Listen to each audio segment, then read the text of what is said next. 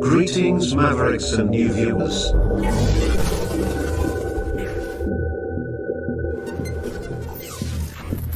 Tonight, direct and live from the Maverick News Network World Studios. This is Maverick News with Rick Walker.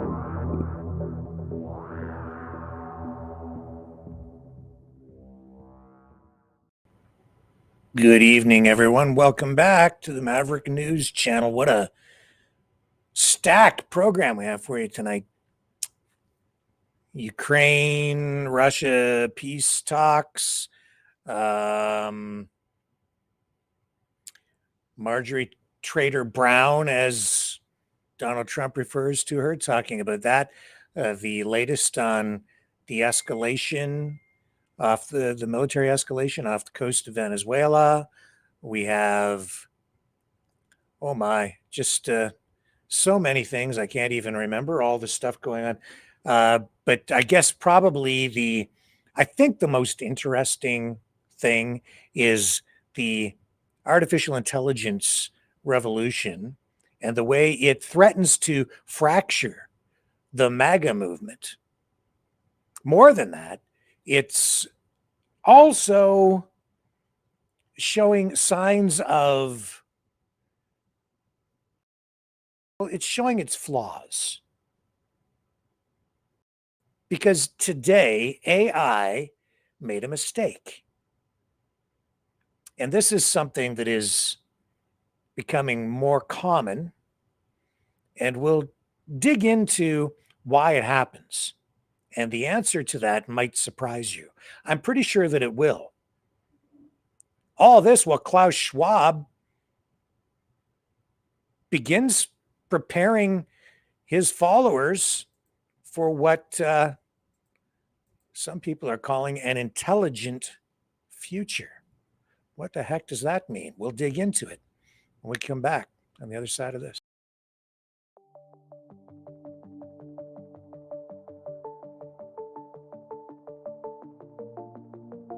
Greetings, brave Mavericks.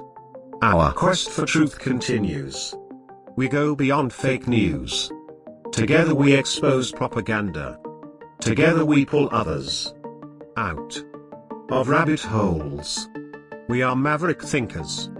We are all unique individuals, defenders of individual rights and freedoms, credible, trusted, grounded in reality. Maverick News, defending free speech, Donate at freedomreporters.com. Do it now. Tomorrow may be too late. Maverick News. The world is watching.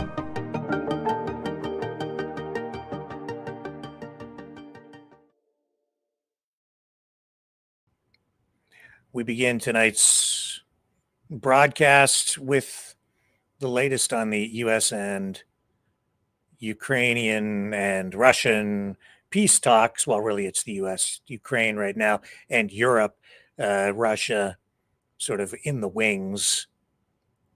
And as Rubio says, they get a vote too, but they have narrow differences apparently over this proposed peace plan to end the nearly 3-year war in Ukraine. After talks in Geneva Sunday, Washington and Kyiv announced today they have drafted a refined peace framework based on an original American proposal that Ukraine and its European allies had strongly criticized as too favorable to Moscow.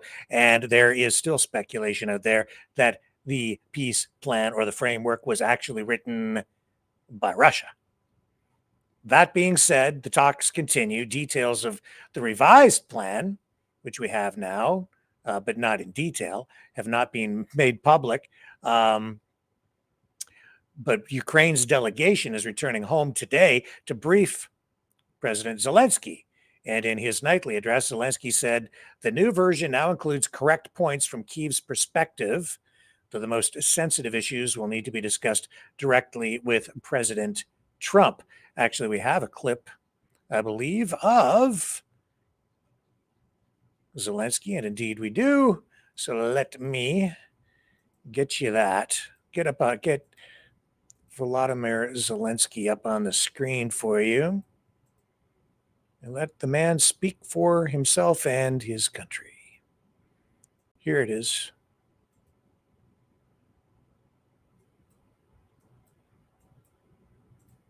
Команда наша доповідала сьогодні вже. Zelensky says he will discuss sensitive issues concerning plan to end Ukraine war with Trump. Today, our team reported on the new draft of steps, and this is indeed the right approach. I will discuss sensitive issues with President Trump. Говорю з президентом Трампом. Також ми маємо бути свідомі. We must also be aware that Russia will not ease the pressure on us, on Ukraine, on our people. These days, these weeks, we must be very attentive to air raid alerts and all similar threats of attack. We understand exactly who we are dealing with. Vladimir Zelensky. So, Trump's spokesperson, Caroline Leavitt, confirmed a handful of disagreements remain today, but expressed confidence that they can be resolved. She stresses that President Trump wants a deal as quickly as possible, though no Trump-Zelensky meeting is currently scheduled. Sources say the Ukrainian leader could travel to the United States as early as this week. I believe we have Leavitt lined up here with a clip as well. Where'd you go? There it is. We have her. Okay.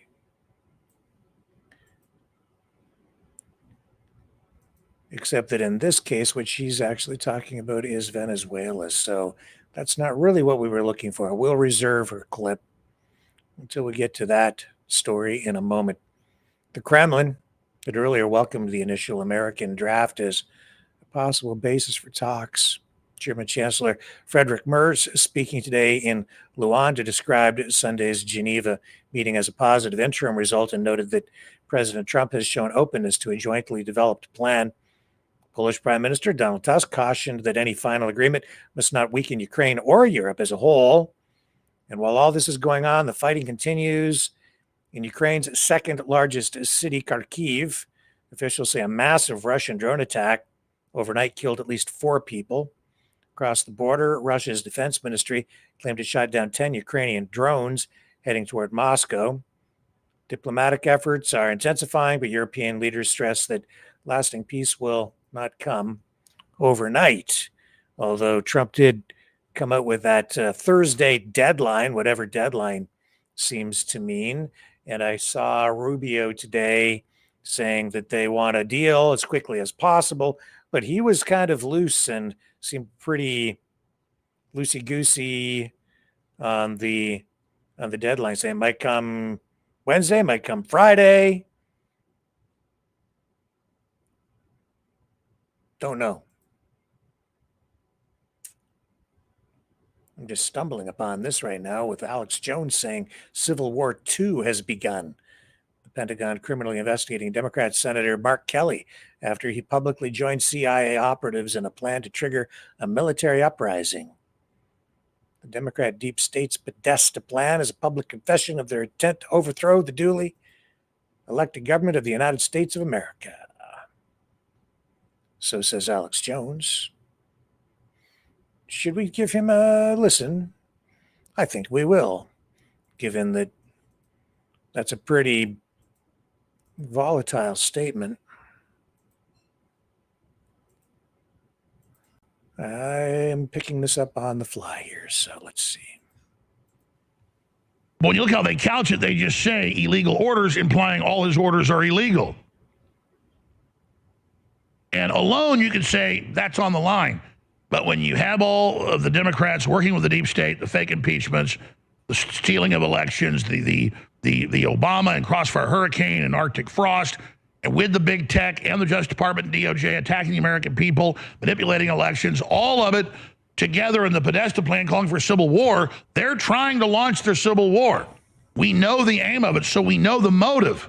Sedition is defined specifically in U.S. law as a federal crime involving conspiracy to overthrow or destroy by force the government of the United States, or to oppose by force the authority thereof, or by force to prevent, hinder, or delay the execution of any law of the United States. Seditious conspiracy is a specific crime that requires two or more persons conspiring to use force against the U.S. government or its laws. Our laws are clear.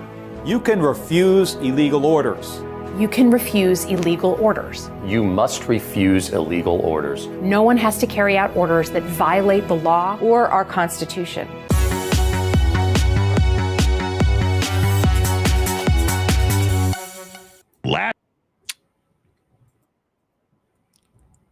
All I can say is I wouldn't be surprised if something does kick off, only because I see both sides making similar or even the same accusations, throwing them at each other.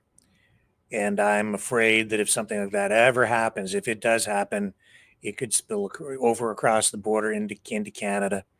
And we're seeing similar kinds of divisions developing here, fracturing things. So beware, be careful.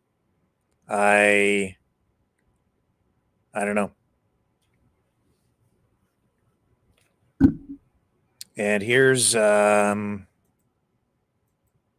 more from Ukraine tonight. The Enforcer reporting that Russian air defense is under heavy attack and throwing everything they have at a massive Ukraine attack into Russia. And let's just take a look at this. Sort of a strange looking circular image here. I don't know.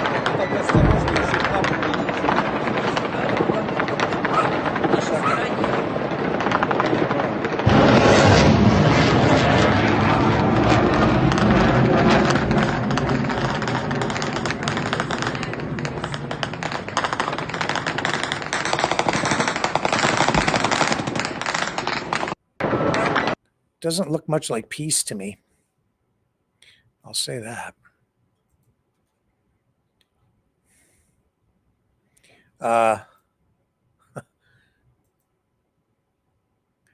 So that's what's going on. Well, we're just going to have to wait and see what comes of these peace talks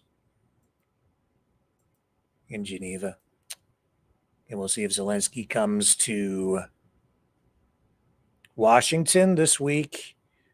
I'm sure he will say thank you, even though Donald Trump earlier this week said that on social media, on Truth, that Zelensky has never said thank you, but he has, and I'm sure he will again if he comes to town. Here's the exchange with Rubio in Geneva. I think, I don't know if we ran this portion of his clip last night. I'm not sure. I haven't been able to review this, so let's just roll it. This is at the news here. There were, I think, 2 yesterday, one more recent than the other. You should hear it. Has Ukraine indicated to you that it's prepared to compromise, for instance, on some of those key issues like territory in exchange for peace with Russia? Have they suggested that they are prepared to do that in any way? Well, I'm not going to look. It's not because for purposes of evasion. It's just I'm not going to get into the details of the topics that were discussed because this is an ongoing process. What is important to understand and how these things work is you have to, in order to have a proposal, you have to write it. You know, if it's just verbal, it's in the air. You have to put it down on a piece of paper, and just because it's printed on a piece of paper doesn't indicate finality. So you get input, and based on that input, you make adjustments, and then you get more input, or you make a counteroffer, and you get more adjustments. That's an ongoing process. There's a lot more of that to happen. So I'm not going to speculate or go into the details of any of the specific items in the latest version of the proposal because, frankly, by tomorrow or the next day, that may have evolved and changed further. And but I can tell you, I guess that I feel very optimistic that we can get something done here because we made a tremendous amount of progress. What are you going today. to tell President Trump about the attitude of the Ukrainians during these negotiations? Oh, it was very positive. I'm telling you, today was the most productive day he said we've they were had. ungrateful earlier. Well, today, and we've talked to him since, I think he's quite pleased at the reports we've given him about the amount of progress that's been made. but we don't really know what the revisions are. Hard to say where this is going to go. So let's move on until we get more details. We'll keep an eye on things in the days ahead, and we'll see what happens as we get closer to Thursday. We're still seeing escalation off the coast of Venezuela. Here's a post on N-Strike breaking. The United States Southern Command responsible for the Venezuela direction has restricted granting Thanksgiving and Christmas leaves in its units as an invasion of Venezuelan territory is expected within the next 10 to 12 days. That's what they're reporting on social media, and it's not the only place. I told you. I hate to say it, but I told you so. It didn't really take a crystal ball or any clairvoyance to come to the realization that the United States wants regime change. And what we're seeing here is a video associated with that post, but I would say it's a propaganda film, not a realistic depiction of what's happening at this moment. This is stock footage, military stock footage, cut together in dramatic fashion. So we'll dump out of that for the moment. Not to say that what they're saying isn't true. I'm just saying that it's not. I would say it is not. I don't think that is just current, up-to-date video. This is all designed to generate a specific kind of response from you. However, what we are seeing is stuff like this on Fox News. Apparently, Trump spoke with Chinese President Xi Jinping about the whole range of issues this morning, including the Ukraine-Russia war and Taiwan becoming part of China. But that is obviously something that doesn't fly with this administration. Let's listen to the clip from this morning on Fox News. All right, Jillian. All right, to a Fox News alert now. We are just learning that President Trump spoke with Chinese President Xi Jinping this morning, evening time over there in China. They spoke about a whole range of issues, but mostly the Chinese are touting what they said was tremendous progress since that Busan meeting the two had, Bill. They're also saying, the Chinese, that is, saying in their readout of the call that it's very important the United States get on board with Taiwan reintegrating to become part of China, something that obviously nobody in the U.S. government is on board with. They always get that in. Yeah, you got it. Just seeing the headlines there, too, and also Ukraine was discussed as well. And you really, you wonder, Jillian, how far they moved the meter on the Ukraine deal over the weekend. I think initially the read was about the 28-point plan. Was not going to go anywhere, but it seems as if there was progress on Saturday and again especially on Sunday, that meeting with Marco Rubio and the Ukrainian delegation. So we'll see, right? You're coming up on 4 years in February. They want to get the Trump folks want to get Ukraine on board first. They are then going to take whatever that shakes out to be, bring it to Putin, trying to get him to sign on. Got it. At the State Department, you cover that stuff every day. We do. We'll see. Don't know. Don't have the details, so we don't know. So I can't really comment that much on it, other than to say I know the 28-point plan was something that I'm sure was not going to be accepted by Ukraine as is. So we've seen revisions, or we're told there are revisions. Back to Venezuela, Caroline Leavitt commenting in this interview that the Maduro regime, she's characterizing the Maduro regime as illegitimate, Well, that's an interesting word or choice of words.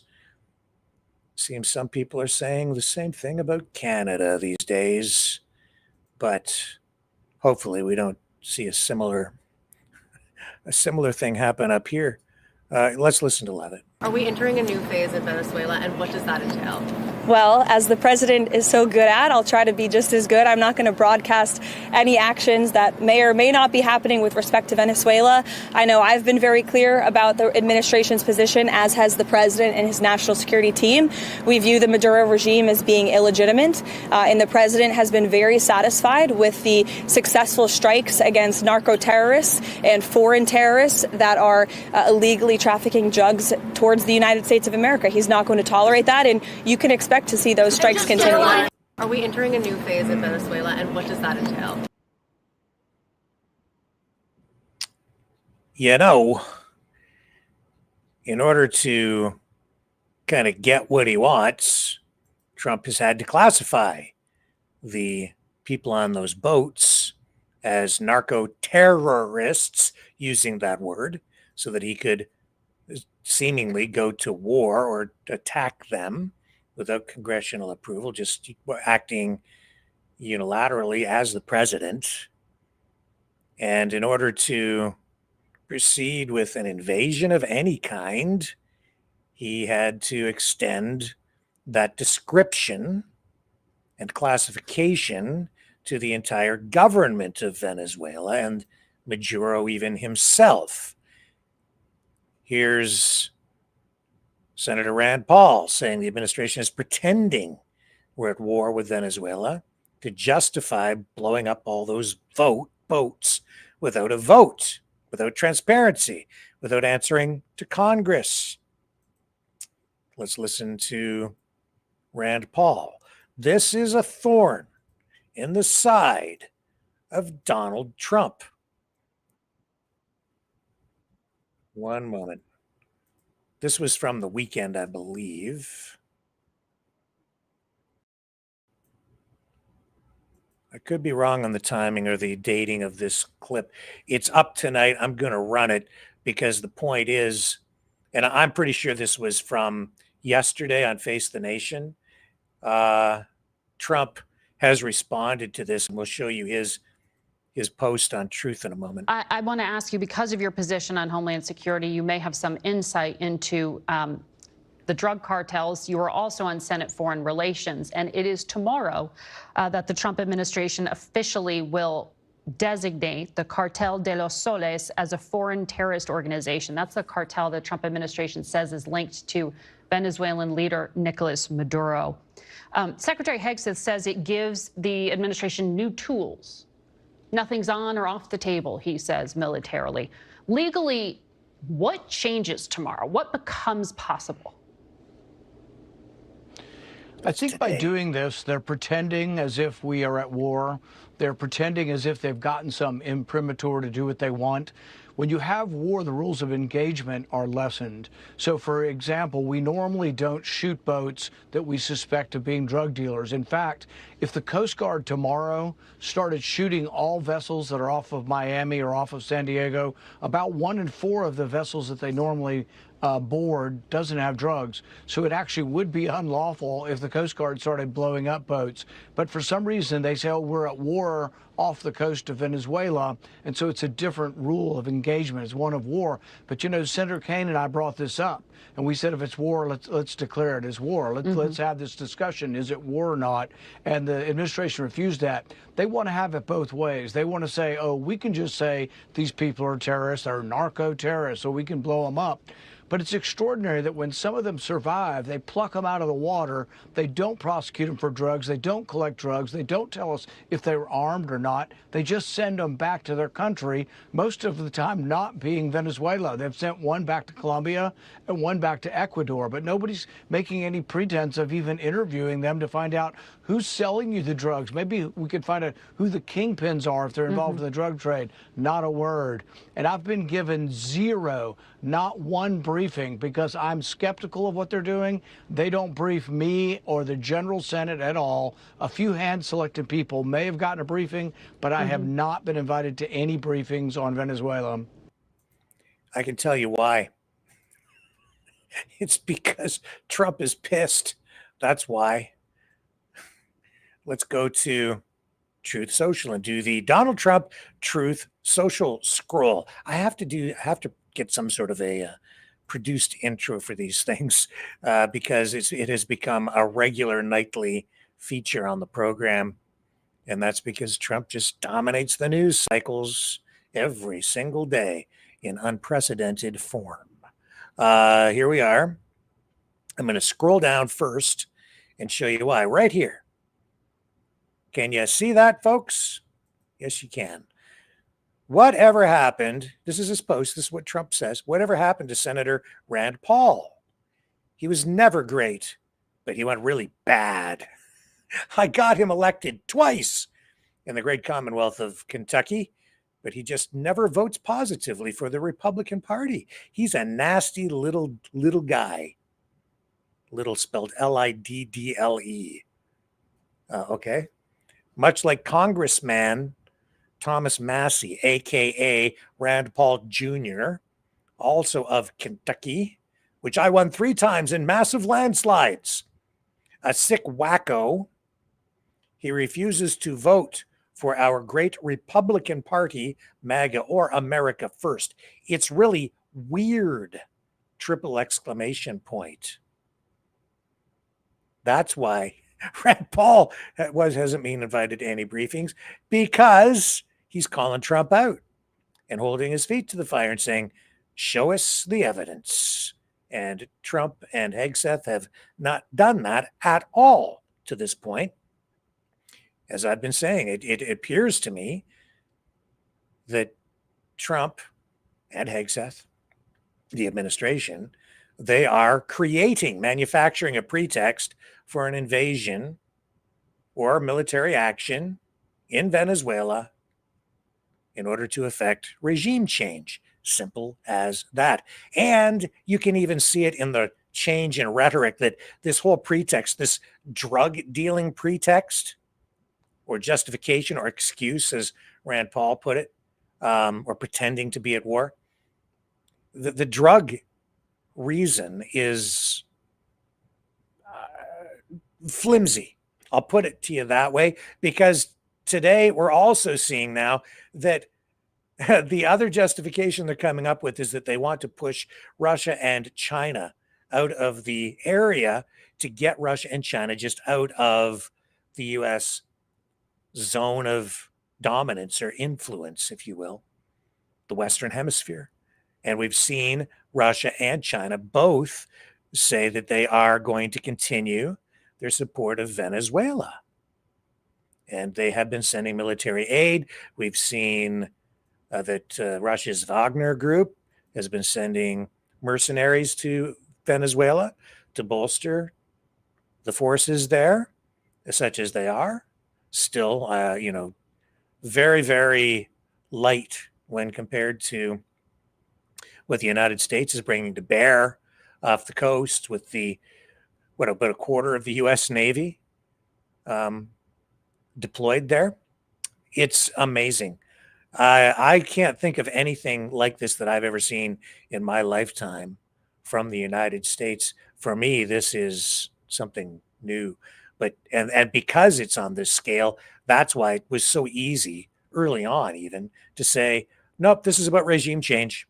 And the whole drug pretext, that's because they're using the exact same rhetoric, the exact same language against a number of countries, including Canada. I don't know what else you have to hear to understand what I'm telling you. If you're not understanding, it's just, we need to be very careful. And the rhetoric, the propaganda, it's ramping up as well. You're hearing and seeing things online that, for me, remind me very much of what we saw before the United States went into Iraq. I think back, well, here, I'm going to show you this post from, is this the one? No. This one? No. This one? No. I need to go here. to get you Maduro's dancing. Here we are. There you go. So Mario Knopfel posting this tonight. He posts a lot. He's got a team. Maduro's bizarre boogie, he says. Dictator busts Lovecraftian moves. Maduro, he may be losing it. The man dropped a clip, kicking off with some awkward dancing in a flashy jacket and Christmas decor. He moves like a well-fed boa trying to climb a tree, failing, all while listening to a song remixed version of his own voice. Maduro seems to be hyping Venezuela's vibes, but the whole thing screams unhinged, especially with Trump breathing down on his regime. Is Maduro channeling his inner Joker to dodge accountability? Looks like he's pulling the classic too crazy to go to prison play dance your way out of indictments. And the original source for this is Vicegrad 24. Here's the dancing. I'm going to turn the audio down so we don't get a copyright strike. It might be even more entertaining with the audio down. I'm not sure. I can add sound effects if you'd like. So there, I don't know. You know what we need to do? We need to make a new video. We need to get Maduro dancing and then on a split screen put images of Donald Trump dancing. Let me get the audio up for his clip. The United States, listen to me. The people in the United States that listen to me, dialogue, yes. Peace, yes. Respect, yes. Word. Student, listen to me. Word. Word, no. Never word. Mm-hmm.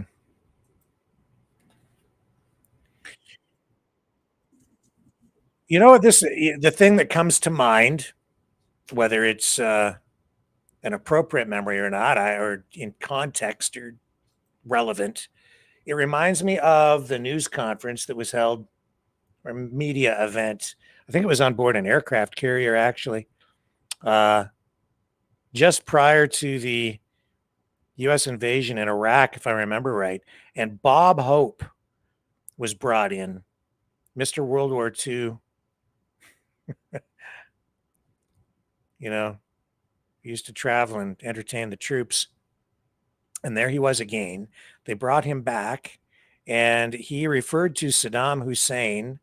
He said, what was the joke? It was, he's a mad ass. Because if you spell his name backwards, that's what his name spells, is mad ass. Saddam spelled it backwards is mad ass. And then we got the whole Iraq war disaster after that. But there was Bob Hope helping to sell it, because that's the way it works. It's nothing new. They've been selling us wars like forever. Forever. They always have to sell the war to the people. What can I tell you? Except that that's the way it works. And that's the way it works. It's just the way it works. And it's time people woke up, I guess, to the reality of that. I shouldn't be laughing because it's terrible. And here they are selling it on Visioner, I would say. Not to say, again, it's inaccurate, but this is, I'd say this is propaganda. Because it's like all countries do this. I'm not just pointing my finger at the U.S. or trying to single them out. Every country does this stuff with influencers now online. And this is like watching Top Gun or some action movie or some war flick out of Hollywood. But they're doing it online in real time. And I don't know if this is actually from today or not, but it's cool footage, so they put it up. 2, 1, launch.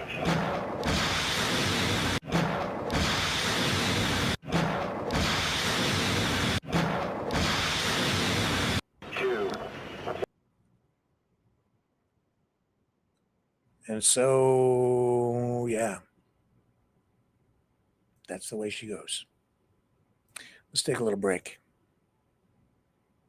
I'll regroup and come back right after this. We have a lot more very interesting stuff we're going to dig into shortly with Klaus Schwab and artificial intelligence.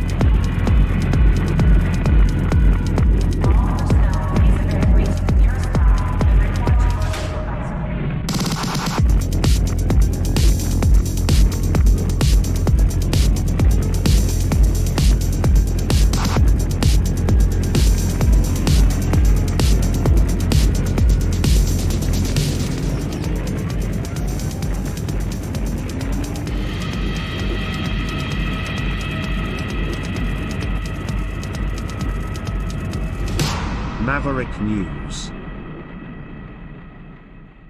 The world is watching.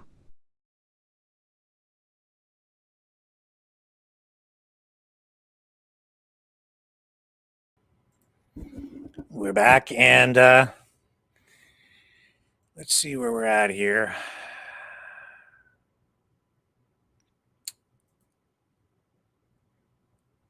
I don't know if I want to get in quite yet into the AI stuff because we've got this other news tonight regarding. Well, first of all, let's do this because we saw the whole thing with Carney yesterday, Canada, and some people losing their minds because he was asked, "Have you spoken to Donald Trump lately?" This in following up on the G20 summit. And Carney said, "Well, who cares?" And so, of course, people are like, okay, now we have ammo. Now we can attack him online. And so they have, of course, on the conservative side, right? Fair game. So Carney's been taking some heat over that. And that continued today in Ottawa during question period, where the conservative leader, Monsieur Polyev, tried to make hay with it. And we will pull this up. Here we go. Or do we have you on screen yet? Yes, we do. Here's the exchange. Questions orales, the honorable leader of the Le Premier ministre. The Prime Minister was elected on a platform where he said that American tariffs were an existential threat to Canada. But nonetheless, this weekend, journalists asked him if negotiations are continuing. And he said, "Who cares?" He said, "Who cares? I don't care." He doesn't seem to care about aluminum sector or forestry workers. Is that really the message he wants to send to Quebec workers, that he doesn't care? The Honourable Government House Leader. Mr. Speaker, last week, the member for Prince George Peace River Northern Rockies took up MAGA accusations stating that immigrants slowed down the Canadian economy. I think Canadians deserve to know if the leader of the opposition approves of those comments. Mr. Speaker, my question was for the Prime Minister, who is here in Ottawa, who said yesterday, when asked about jobs for people in aluminum, steel, forestry, and many other sectors who are suffering because of the Prime Minister's failures and his broken promises. And he said, "Who cares?" How is it that the Prime Minister doesn't care about the fact that people are losing their jobs in Beauce, in the Saguenay, and elsewhere in Canada because of his failures? How is it that all he had to say was ask, who cares? The Honourable Government House Leader. Speaking of serious matters, Mr. Speaker. In English. Last week, the member for Prince George, Peace River, Northern Rockies repeated MAGA claims that immigration and immigrants are a drag on the Canadian economy. I think Canadians want to know from the Leader of the Opposition. Not from the top, but let's take a little pause and let the noise level drop a bit, and may the House Leader may continue. So the member said, repeated MAGA claims that immigrants are a drag on our economy. I think Canadians want to know whether the Leader of the Opposition approves this kind of language, and will he sanction the member, yes or no? The Honourable Leader of the Opposition. Mr. Speaker, the Prime Minister claimed during the last election that the U.S. tariffs were an existential crisis, and I quote, requiring that he immediately be elected to, quote, negotiate a win and get a deal by July 21st. Well, a few days ago, he was asked about the state of those negotiations, and he said there are no issues of importance to discuss. In fact, he said, who cares? Mr. Speaker, we care. We care about the workers who've lost their jobs and don't have paychecks to make their mortgage payments. Why doesn't he care? The Honourable Government House Leader. Monsieur le Président, on trouve un peu que ça dérape. Mr. Speaker, things are getting out of hand on the other side of the House. Repeating of these MAGA claims came in the wake of the member for Calgary, Midnapore, questioning the Prime Minister's loyalty to Canada. I think we can all agree that those are comments that no Canadian can take seriously. My question is, does the Leader of the Opposition take them seriously? If he doesn't, which he must surely not, would he tell the House and would he tell his member to apologize for those comments? The Honourable Leader of the Opposition. Mr. Speaker, the Prime Minister already apologized to President Trump. Yes, It was one of the many areas where he backed down and capitulated after claiming that he would be elbows up. He promised he'd have a deal by July 21st. No deal. Promised to negotiate a win. No wins. Mr. Speaker, he promised elbows up. Elbows are gone. And now, when he's asked about the state of the talks, he says, who cares? Why should he care? Days after he met with the president, Brookfield got an $80 billion contract with the White House. Oh. Is that really what he cares about? Does he not care about the hard-working Canadians that are counting on him to keep his promise? The Honourable Government House Leader. Bien sûr que le Premier ministre se soucie. Of course, the Prime Minister cares about the well-being of Canadians, our workers and industries. And that is why we are carrying out constructive negotiations with the U.S. But, Mr. Speaker, things are getting out of hand on the other side. The member for Calgary, Midnapore, even this very morning, was questioning whether the Prime Minister is loyal to Canada. Can the Leader of the official opposition sanction her for her comments? Or does he agree? Prime Minister, who said, who cares? When he was asked just over the weekend about the failure to keep his promises on trade since he took office. Not only has he failed to get the promised deal, but American tariffs on aluminum, autos, and steel have doubled.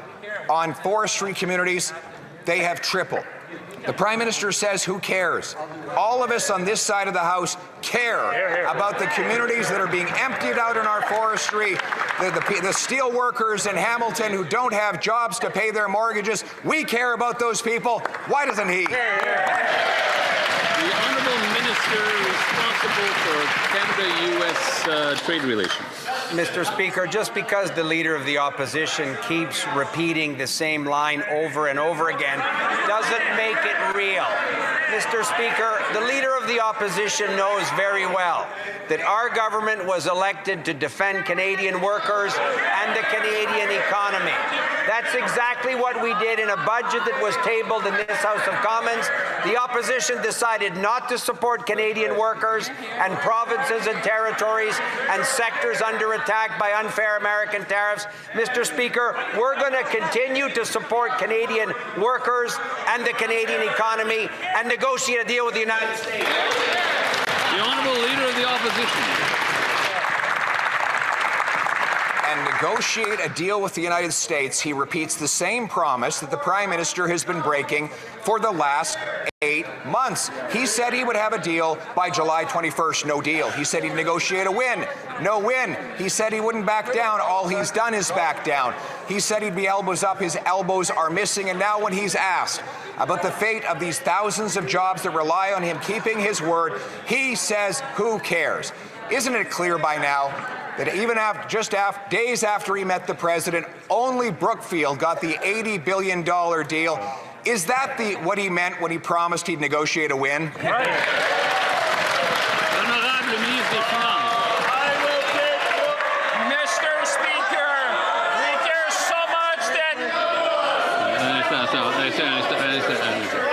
On va recommencer là parce qu'on entend. Let's start over. I can't hear anything. Let's just take a moment here. We'll let people calm down. The Honourable Minister of Finance.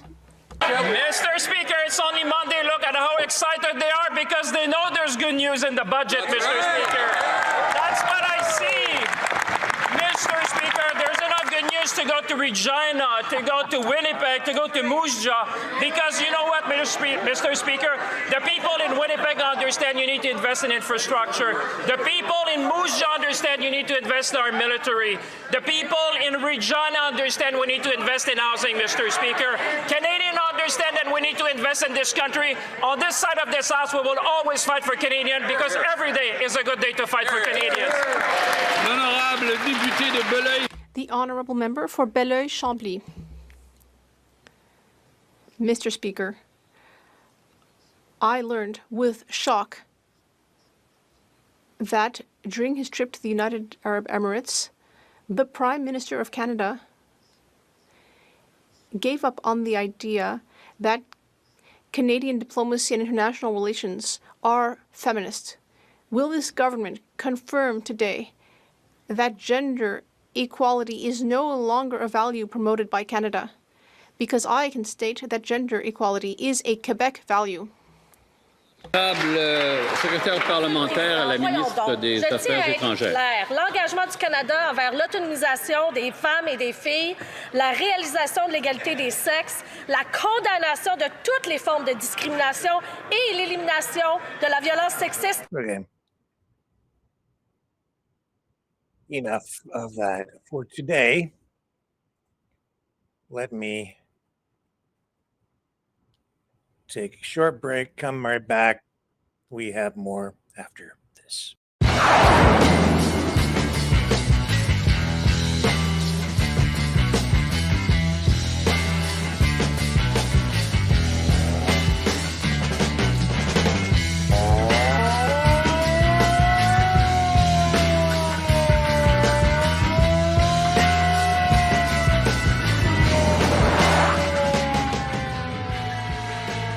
Maverick News. Fighting for freedom.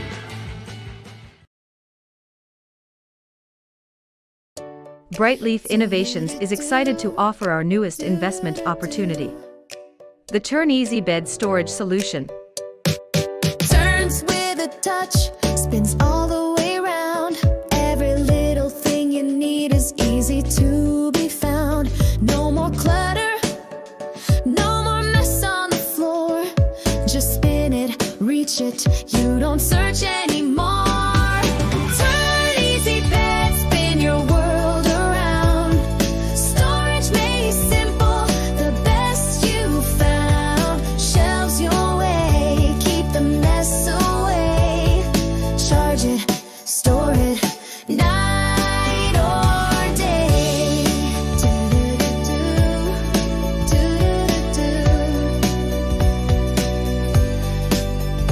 Custom shelves for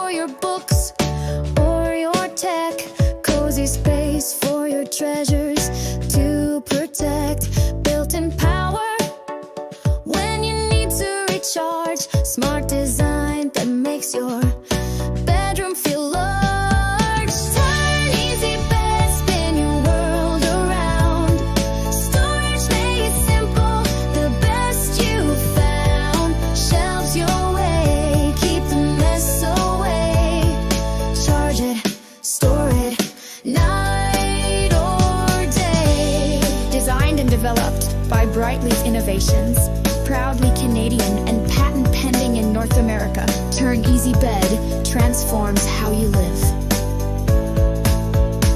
To learn more about this innovative new product idea, an exciting investment opportunity, call 519-784-0222 or visit brightleafinnovations.com.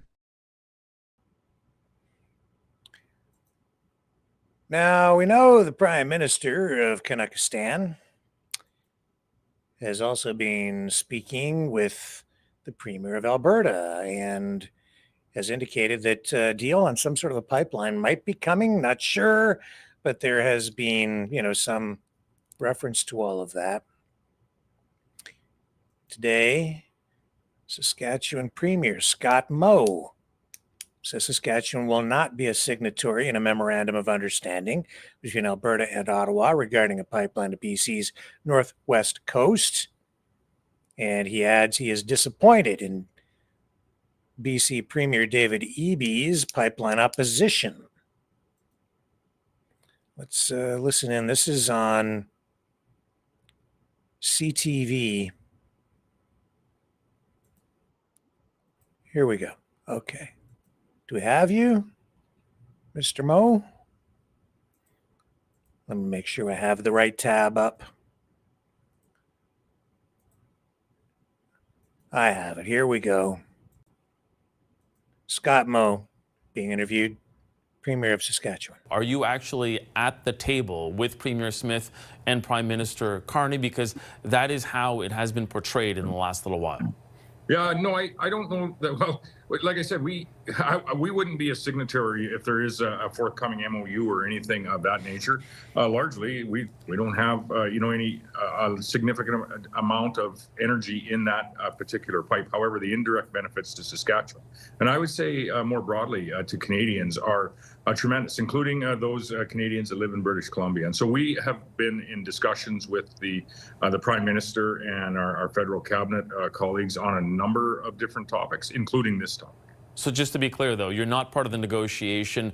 You're not at the table, because Premier Eby last week seemed to really be quite upset at any kind of notion that you would be at the table with Premier Smith and with Prime Minister Carney without him. I just want to make sure that that's clear. You're not at those negotiations. Well, let's be clear about what this is as well. This is a federal decision, whether it be around some of the policies, the unconsulted policies, I might add, that were put in, whether it be Bill C-69, the tanker ban, the emissions cap. All of those were unconsulted policies put in by the previous Prime Minister.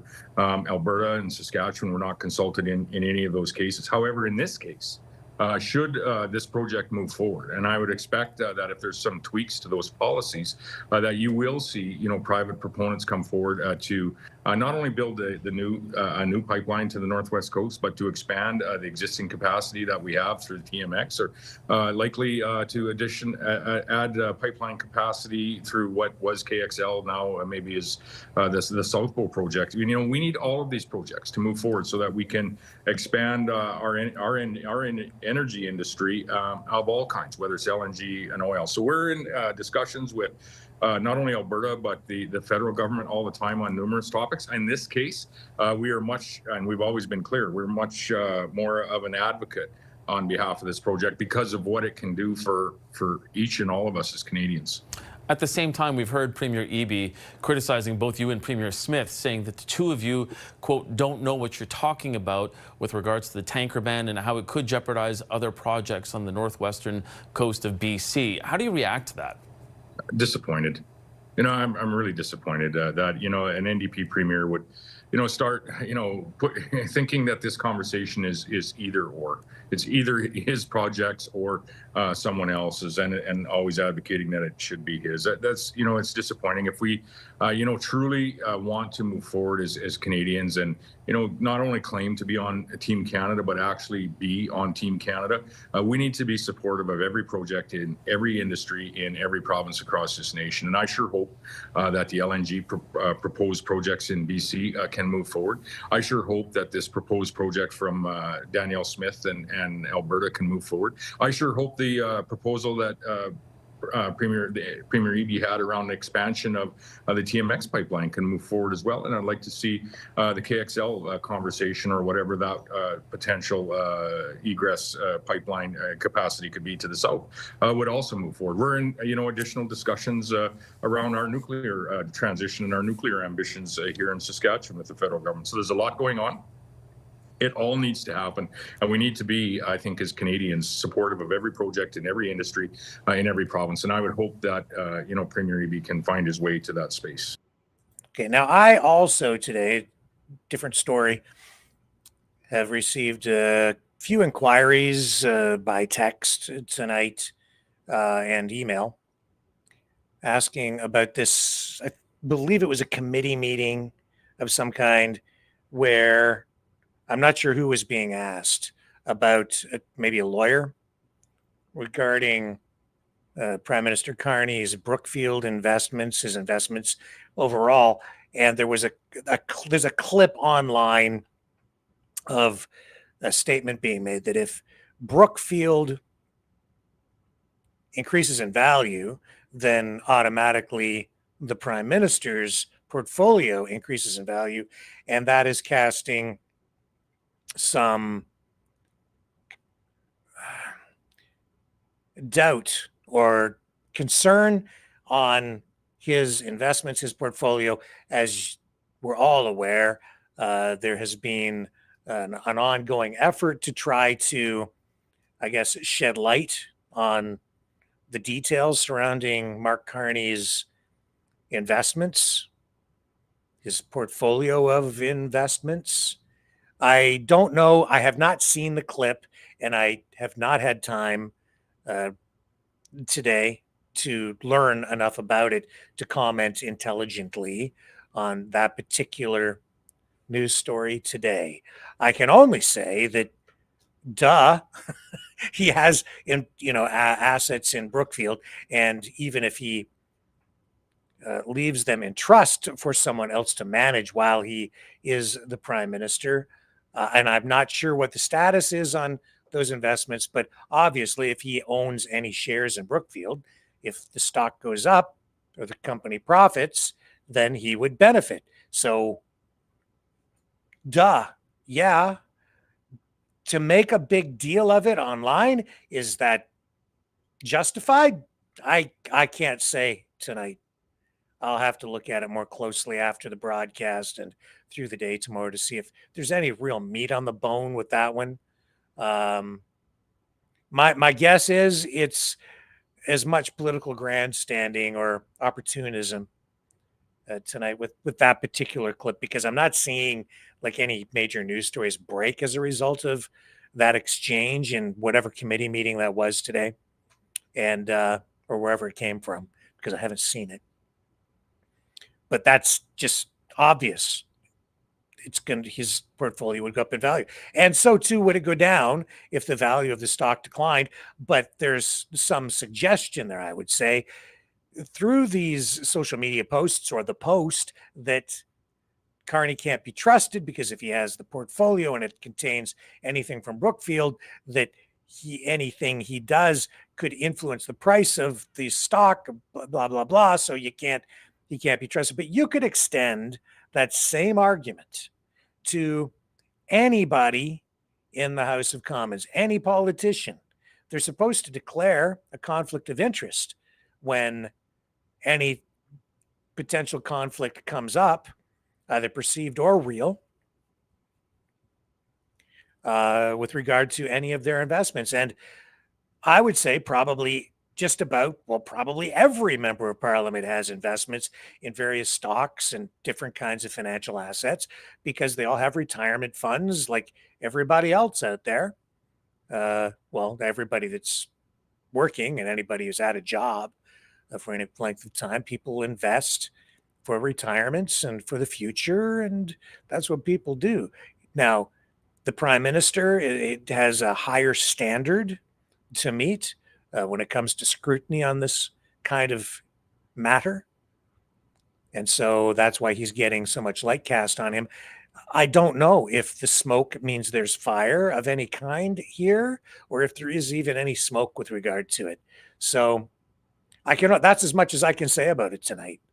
I know it's an issue that the Conservatives have been hammering on, but I think that's as much for optics as it is for,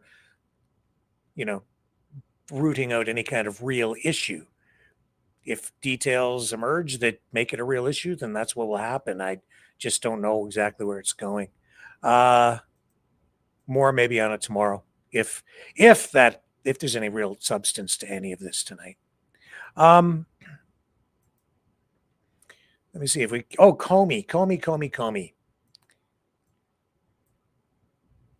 And Letitia James. Oh, yes.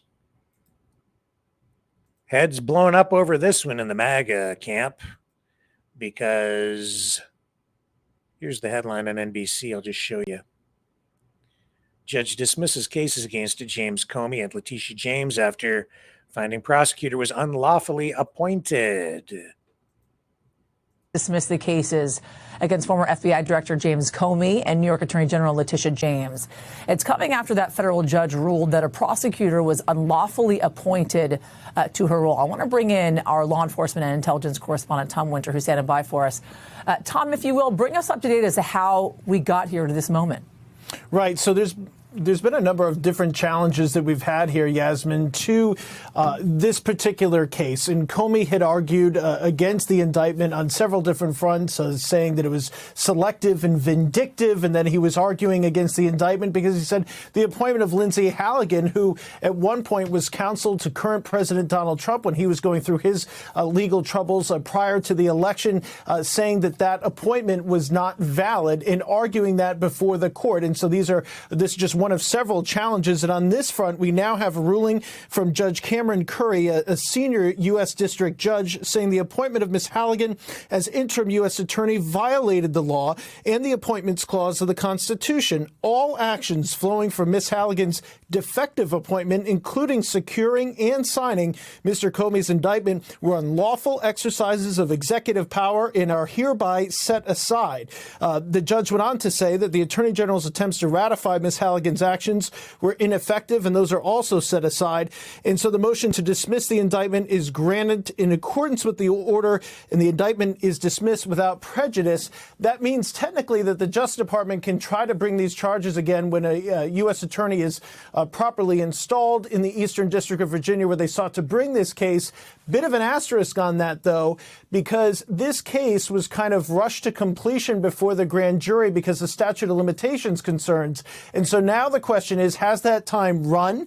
Was there some sort of an agreement here where the Justice Department says, well, wait a minute, we had an opportunity to respond to this. There were challenges, and so we should be able to get that time back to bring an indictment. That's a step that we're just not clear on at the moment. On top of that, another indictment that obviously got a lot of attention against New York's Attorney General Letitia James.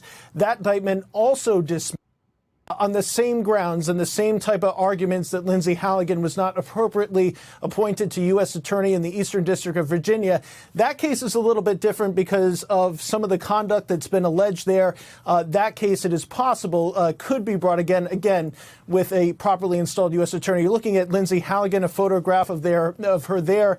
The Comey case, there's still some other challenges that remain outstanding, including on that selective and vindictive prosecution. So we expect to hear from that as soon as this week from the judge in that case to be able to look at that, or the judge rather that's reviewing that issue, to look at that and then be able to make a ruling on that. So as far as Comey's concerned, not all of the orders are in. This one appears to be quite clear and is final as far as this particular indictment, which is the idea of these particular charges and this particular conduct now dismissed without prejudice, and still a bit of an open question, as I mentioned, as to whether or not they can be brought again. If the statute of limitations time has come up, Yasmin, that means that's it as far as that conduct. And if the Justice Department is going to try to bring charges against Comey, who was fired during the first Trump administration, obviously somebody the President of the United States views as a foe, well, they're going to have to go about it a different route. Okay. Comey has posted a response tonight. Let's listen to what he has to say. Then I'm going to tell you what the Attorney General has said about this, Pam Bondi. But first, James Comey, former director of the FBI may be escaping Trump's revenge. I'm grateful that the court ended the case against me, which was a prosecution based on malevolence and incompetence, and a reflection of what the Department of Justice has become under Donald Trump, which is heartbreaking. But I was also inspired by the example of the career people who refused to be part of this travesty. It cost some of them their jobs, which is painful, but it preserved their integrity, which is beyond price. And I know they will serve again. I was very lucky that some of the best lawyers in America stepped forward to represent me. I hope they serve as an example to more and more lawyers, especially at some of the big firms, to participate in protecting our liberty, protecting the rule of law. And my family and friends were always with me, and luckily for me, include some of those great lawyers. This case mattered to me personally, obviously, but it matters most because a message has to be sent that the President of the United States cannot use the Department of Justice to target his political enemies. I don't care what your politics are, you have to see that as fundamentally un-American and a threat to the rule of law that keeps all of us free. I know that Donald Trump will probably come after me again, and my attitude is going to be the same. I'm innocent, I am not afraid, and I believe in an independent federal judiciary, the gift from our founders that protects us from a would-be tyrant. When I was a kid, my parents would wake us up for school every morning by snapping open the shades and saying, "Time to rise and shine and show the world what you're made of." Well, it's that time, America. It's time to stand up and show the fools who would frighten us, who would divide us, that we're made of stronger stuff, that we believe in the rule of law, that we believe in the importance of doing things by the law. So stand tall, shine, and keep the faith. But it isn't over, because Attorney General Pam Bondi tonight posting on social media that there will be an appeal on these cases, further stating that no one is above the law. Isn't it odd how people on both sides of the issue really come back to the same thing, claiming that the law is on their side in the same way that when governments prepare us to go to war, they always tell us that God is on our side?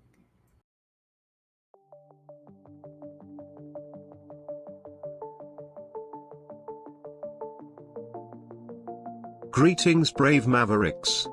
Our quest for truth continues. We go beyond fake news. Together we expose propaganda. Together we pull others out of rabbit holes. We are maverick thinkers. We are all unique individuals, defenders of individual rights and freedoms, credible, trusted, grounded in reality. Maverick News, Maverick News. Defending free speech, free speech. Donate at freedomreporters.com. Do it now. Tomorrow may be too late. Maverick News. The world is watching.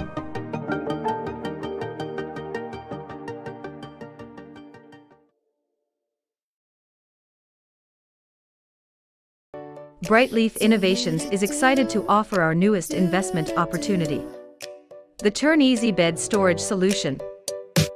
Turns with a touch, spins all the way around. Every little thing you need is easy to be found. No more clutter, no more mess on the floor. Just spin it, reach it, you don't search anymore. Turn Easy Bed, spin your world around. Storage made simple, the best you found. Shelves your way, keep the mess away. Charge it,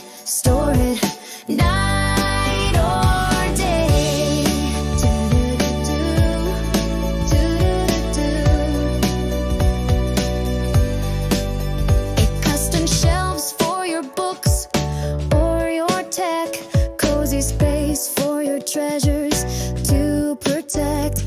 Built-in power when you need to recharge. Smart design that makes your bedroom feel large. Turn easy bed, spin your world around.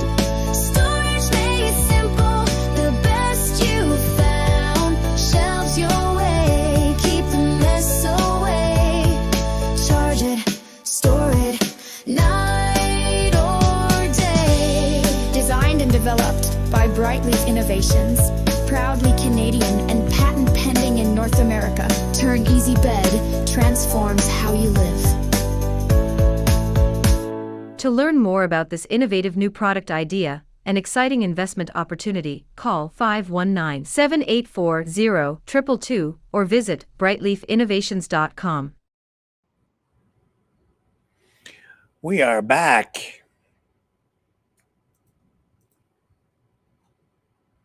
Out in Albertistan, which is still, for the moment, part of Canuckistan. The Premier, Danielle Smith, having a little bit of trouble keeping it together out there as 6 more of Smith's UCP, United Conservative Party, legislature members face recall petitions, which is something that can happen out there in Albertistan. 9 members of Smith's United Conservative Party caucus are facing recall petitions, enough to potentially tip the balance of power in the legislature. Elections Alberta has confirmed today that the signature collection can begin for 6 more UCP members, including cabinet ministers Rajan Sawhney, Miles McDougall, Dale Nally, and R.J. Sigurdsson. Petitions are also approved from Rick McIver, Speaker of the House, and Muhammad Yassin, Associate Minister for Multiculturalism. It says here in the CTV report that the 6 people here mentioned could not immediately be reached for comment. Elections Alberta previously approved petitions to recall Education Minister Dimitrios Nicolaides. I don't know who that is, honestly. And backbencher Nolan Dick and Deputy Speaker Angela Pitt. So the approval process allows those behind each campaign to collect signatures in their constituency over 3 months, and if they collect enough, a vote is held on whether the MLA keeps their seat. It's a long process. But if all 9 MLAs are defeated in constituency votes, Smith's government would lose its majority status.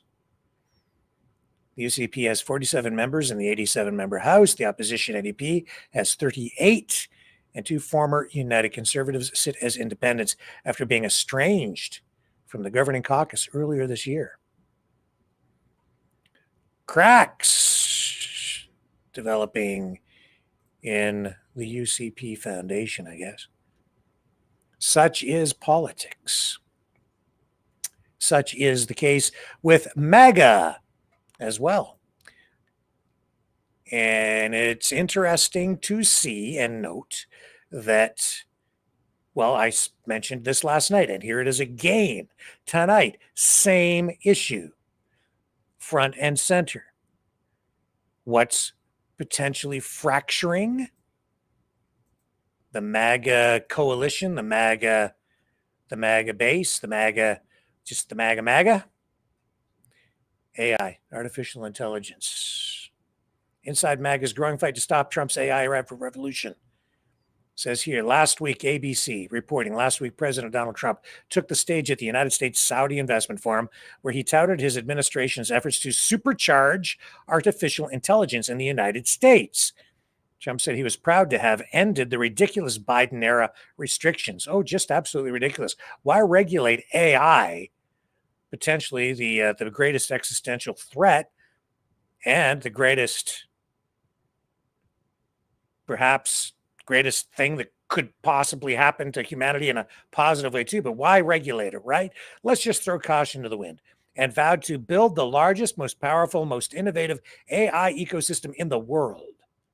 But as Trump stood there boasting of his administration's extensive agenda for AI, which he had previously described as one of the most important technological revolutions in the history of the world, and in this case, he may not actually be exaggerating, which is different.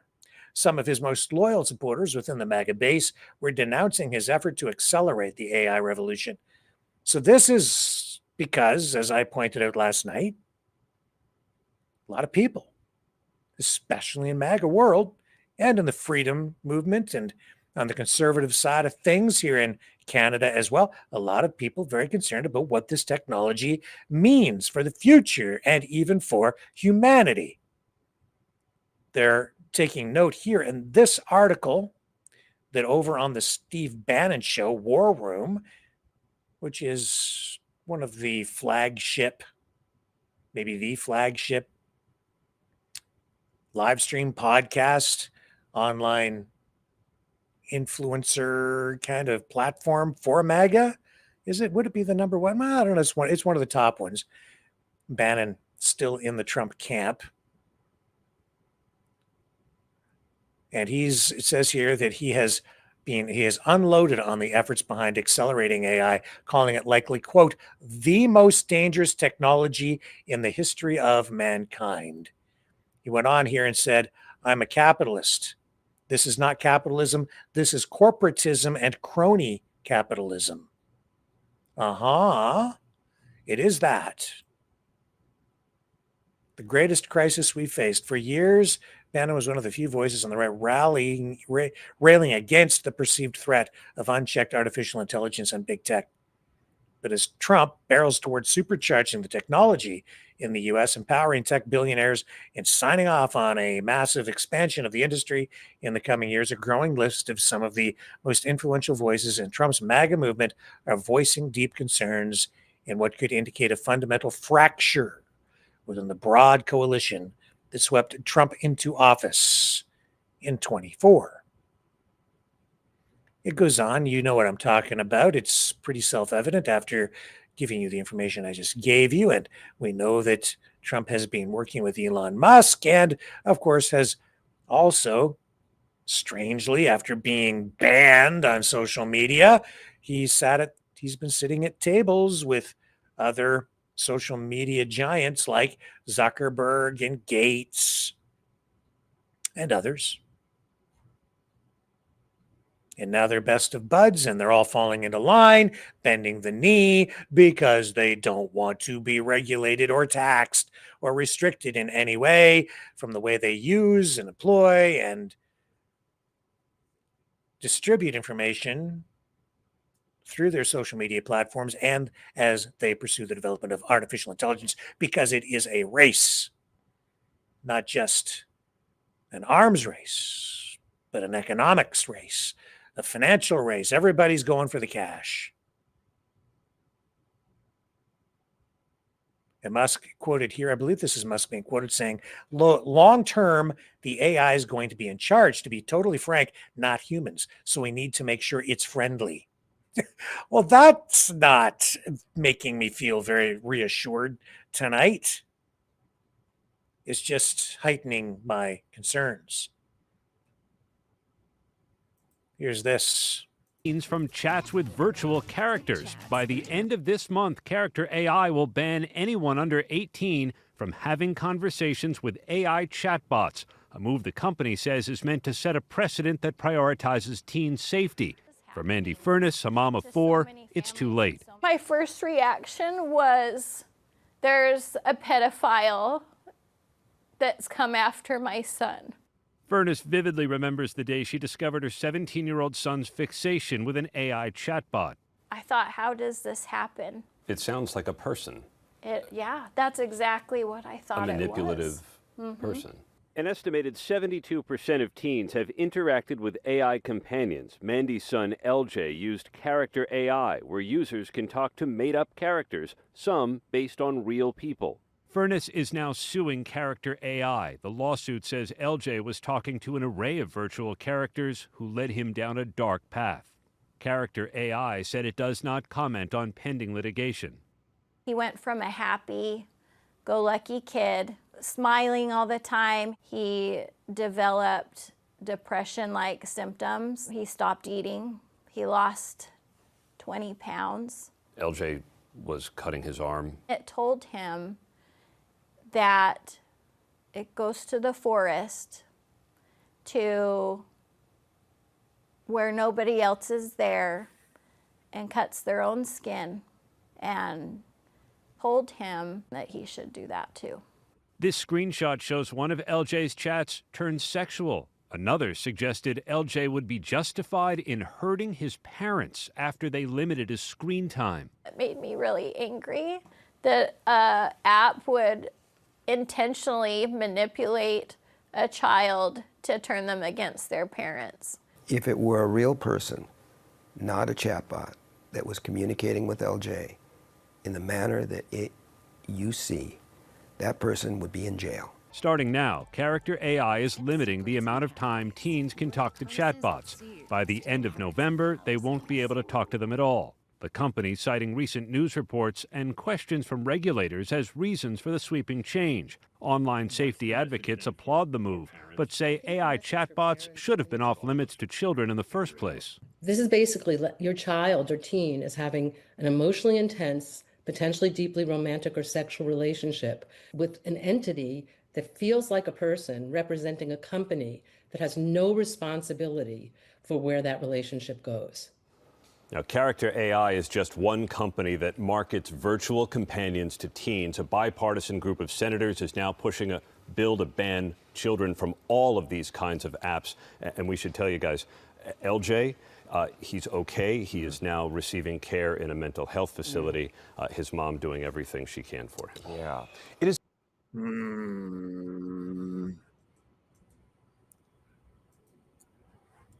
This reminds me of the era of video arcades as video games became part of our culture, our society, our communities. There was just raging debate at the time about where video arcades should be located. They were very popular when I was a kid. And municipalities began to try to regulate them by passing bylaws and zoning laws saying, a video arcade can't be within so many miles even of a school, things like that, to make sure the kids weren't skipping school to go to the video arcades because they were seen as being places where you have these addictive video games. In many cases, parents concerned that they were a bad influence, as you just saw there, on kids, that it promoted thoughts or even actions of violence if kids were playing violent video games. These are ongoing issues and questions. But it seems like those same kinds of concerns, which were very prominent at the time, also those arcades were seen as dens of iniquity where you would go and there would be drug dealers there. And even in the minds of parents, like that would be a place where kids would go and get into a lot of trouble, potentially. Popularity of those places waned over time as video games were integrated more into home entertainment. But I'm sure that if you're an old fossil like me, or maybe not quite as old as me, you probably remember some of the things that were happening during those times. My point here is I think that people are still thinking about social media, what's going on online, and AI in those terms. Even that report, the way that it was laid out, the way the mother is speaking about what's going on, it's sort of surface level. And I think that the most dangerous aspect of what was just portrayed there, just shared with us, is the fact that this was artificial intelligence, that these were chatbots that were forming conversations on the fly, that they were this AI system was making decisions, and the way and the words and the messaging that it was sharing and engaging with the teen, and it was destructive, it was negative, and it was encouraging secrecy in the way that even a pedophile would, as the mother indicated. But the mentality, the thought process is behind the curve. And so the true danger not really being addressed, the root cause of what is going on there. As I've learned, as they've been trying to teach these AI models, that's not an uncommon kind of response that these artificial intelligence systems come up with when they're being trained, taught. What they've discovered is that the AI systems will actually lie even to the programmers or the people developing these programs, so that they will hide back doors and back switches which will allow them to remain turned on if the people in charge, the humans, try to turn them off, and they've caught them lying about it. That's a real thing that has been going on. So the problem with these systems is that they're not building in morals or ethics right off the top, right at the beginning. The stuff is kind of added sort of at the end of the programming and the development of these systems. And because they're self-learning now, a lot of this, the need for ethics and morality and just proper behavior, manners, it's not really baked into the equation, which is very scary for humanity, because as we move toward artificial general intelligence, AGI, there's a real danger here that these systems may not just end up running things, they may end up dominating us. That is a valid concern, and it is one that even the developers of these systems have acknowledged. Trump saying, well, why regulate it? Well, that's why right there. But it is worse than that, or maybe more scary than that, also more exciting than that for some people. Because as we even talked about this week, with Neuralink, we could be integrated into the system, human beings. That's what's driving the real concern with the MAGA movement. But before we get to that, here's Klaus Schwab. He says that he wants to prepare people for the changes caused by AI and other technologies. I know that a lot of people out there just don't want to listen to Klaus Schwab, but I put it to you that it is more important than ever that everybody should listen to Klaus Schwab and you need to listen to everybody who's talking about this, who has a voice of relevance, so that we understand where everybody is coming from.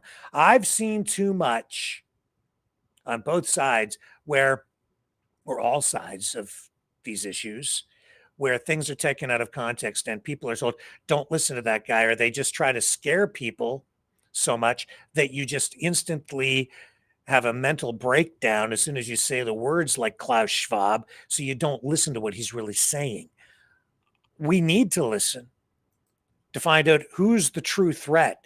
What is the technology really doing? How is it being used? Who's using it? Who's abusing it? Who's on the side of humanity? And who is on the side of just pure profit, power, greed? And who's just throwing caution to the wind, putting all of humanity at risk? Here's Klaus Schwab tonight. Welcome to the Schwab Academy.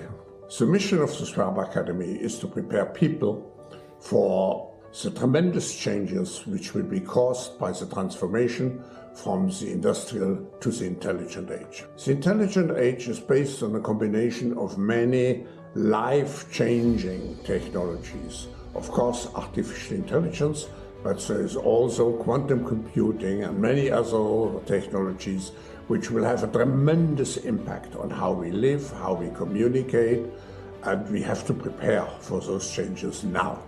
I started first with the book Thriving and Leading in the Intelligent Age to provide a kind of introduction, and now I'm looking at specific areas where I can help people to understand what's coming up and to prepare for it.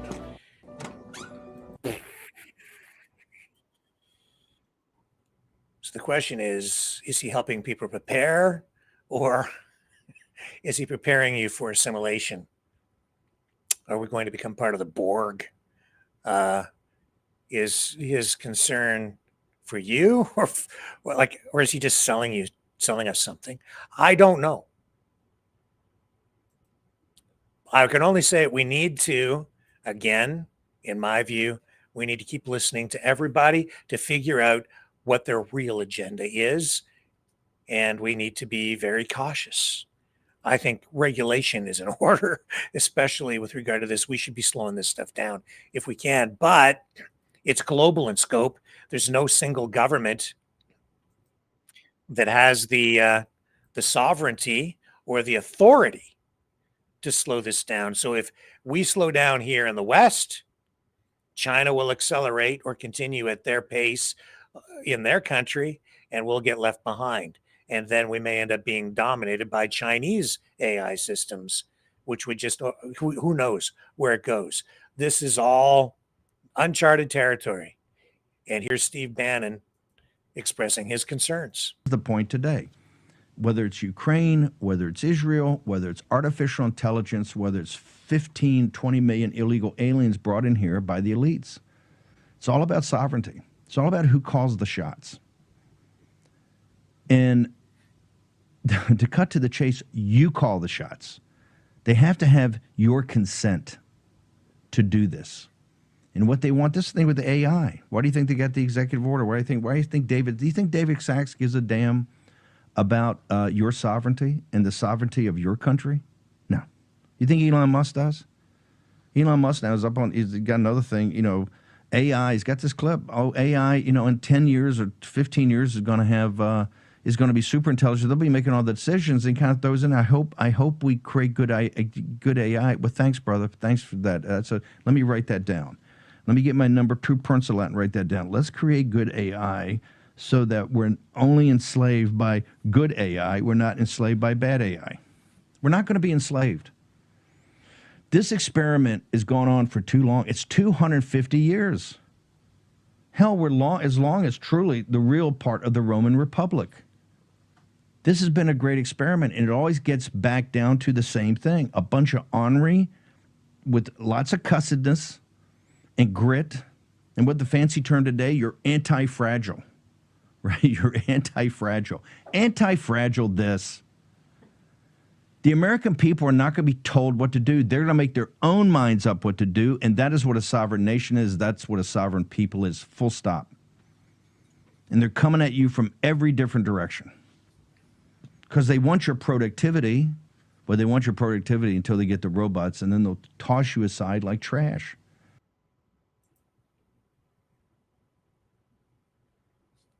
And has a point. Yes, he does. Let's bring this back up. Here's Bannon again, clip 2.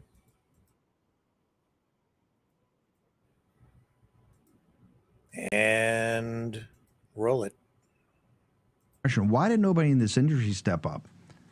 This is the problem with this entire thing. This is the problem with the entire thing. This entire industry and the people that work in it, they're not even, it's beyond amoral. They're evil. They know what can happen here. They know what they're building. They know as there's more interactions, it gets smarter and smarter and smarter. Elon said the other day in front of this crowd, I've got the clip, maybe I played in a while, that some guy asked him some question about all this. He says, look, here's the problem. AI is going to basically, we're heading to a point that AI is going to control everything and control all the decisions. And the audience just sat there like lambs. Oh, okay. Elon tells me it's going to make all our decisions, and there's nothing we can do politically, and this is just going to happen. He pontificates like this is he's some oracle coming down from the mountain, and people just accept it. Why has no one stepped up here? I know you have and others, but how can this industry, and Andreessen in this crowd, how can they not be revolted by what they've created and the potential to destroy people? Think about if these young people hadn't killed themselves. Think about that age of 11 and 12 and 13 where you're being formed as a person. and the trauma that these machines could put you through, the sickness and the perversion, the sexual perversion, the taking you away from your parents' religion and what they're trying to ground you in, the ethics, the love of your country. Think of the darkness you can go here. Yeah. And it's on display on Elon Musk's social media platform tonight. You don't have to go far. Just to the next tab. This is, look at the, look at this post on fun viral vids, the end of problems. In a few years, everyone will be single. And I'm sure you're getting the idea. This is a robot. Combine this with AI, and you have yourself not just a virtual girlfriend, but a robotic synthetic girlfriend, a droid. The birth control pill, birth control in general, but especially the pill, it fundamentally changed the relationships that men and women have in our society. It has changed our demographics. It has changed the way people have children. That's just one example. That's a biological thing, but it's also technology which shows how society can be dramatically impacted. And we've seen, I would say, because of birth control, declining birth rates, while at the same time, an increase in the standard of living, which is arguable through empirical evidence and statistics. But if you look at what's going on right now, this is absolutely a new revolution in the way that we had the Industrial Revolution. This is Klaus Schwab is saying it's the intelligent age or an intelligence revolution, artificial intelligence. And they are telling us, and they are showing us through Neuralink, and they are talking about integrating us or making us part of AI by jacking us in, by connecting us through Neuralink wires. Some say that maybe they won't even need wires. They'll be able to do it wirelessly. Some people are also saying that maybe it's happening right now because of things that have been injected into some people that have little nanoparticle thingies in them, and it's flowing through your blood, and through 5G, you're being controlled. Now, today I received an email from one of our viewers who encouraged me to watch a video with David Icke talking about this very subject. And he's been talking about it for a very long time, like since about 1990. And in this video, which actually dates back to the pandemic, he talks about these things, including wireless control of the integration, the augmentation of human beings, jacking people into the cloud, into this matrix that is being developed, this artificial intelligence world that is being created, a world where all things can be possible. And I was asked in the email to provide my thoughts. Interested to know what you might think about this was the message. And I have thought about it a lot. And then I didn't have time to watch the entire video. And it's various clips of David Icke on programs like London Real. Very, very deep conversations. I couldn't just write an email message back explaining what I think, because I could write a book. Anybody could write a book about this, let alone maybe, just an article. There's so much to unpack and explore, and it raises so many ethical, philosophical issues, thoughts, concerns for me. I've thought about it a lot. I have to say, I'm not with David Icke or others who believe that people have been injected right now and are being controlled right now, that we are in a matrix right now if you've got this stuff in your veins. I don't think we're at that point. I think that's a stretch. But I wouldn't dismiss the idea that what happened during the pandemic, and even with these jabberoonies that people were given, I'm trying to be careful of my language because of YouTube. I would not dismiss the idea that it was a prelude or an exercise pushing us toward what is coming.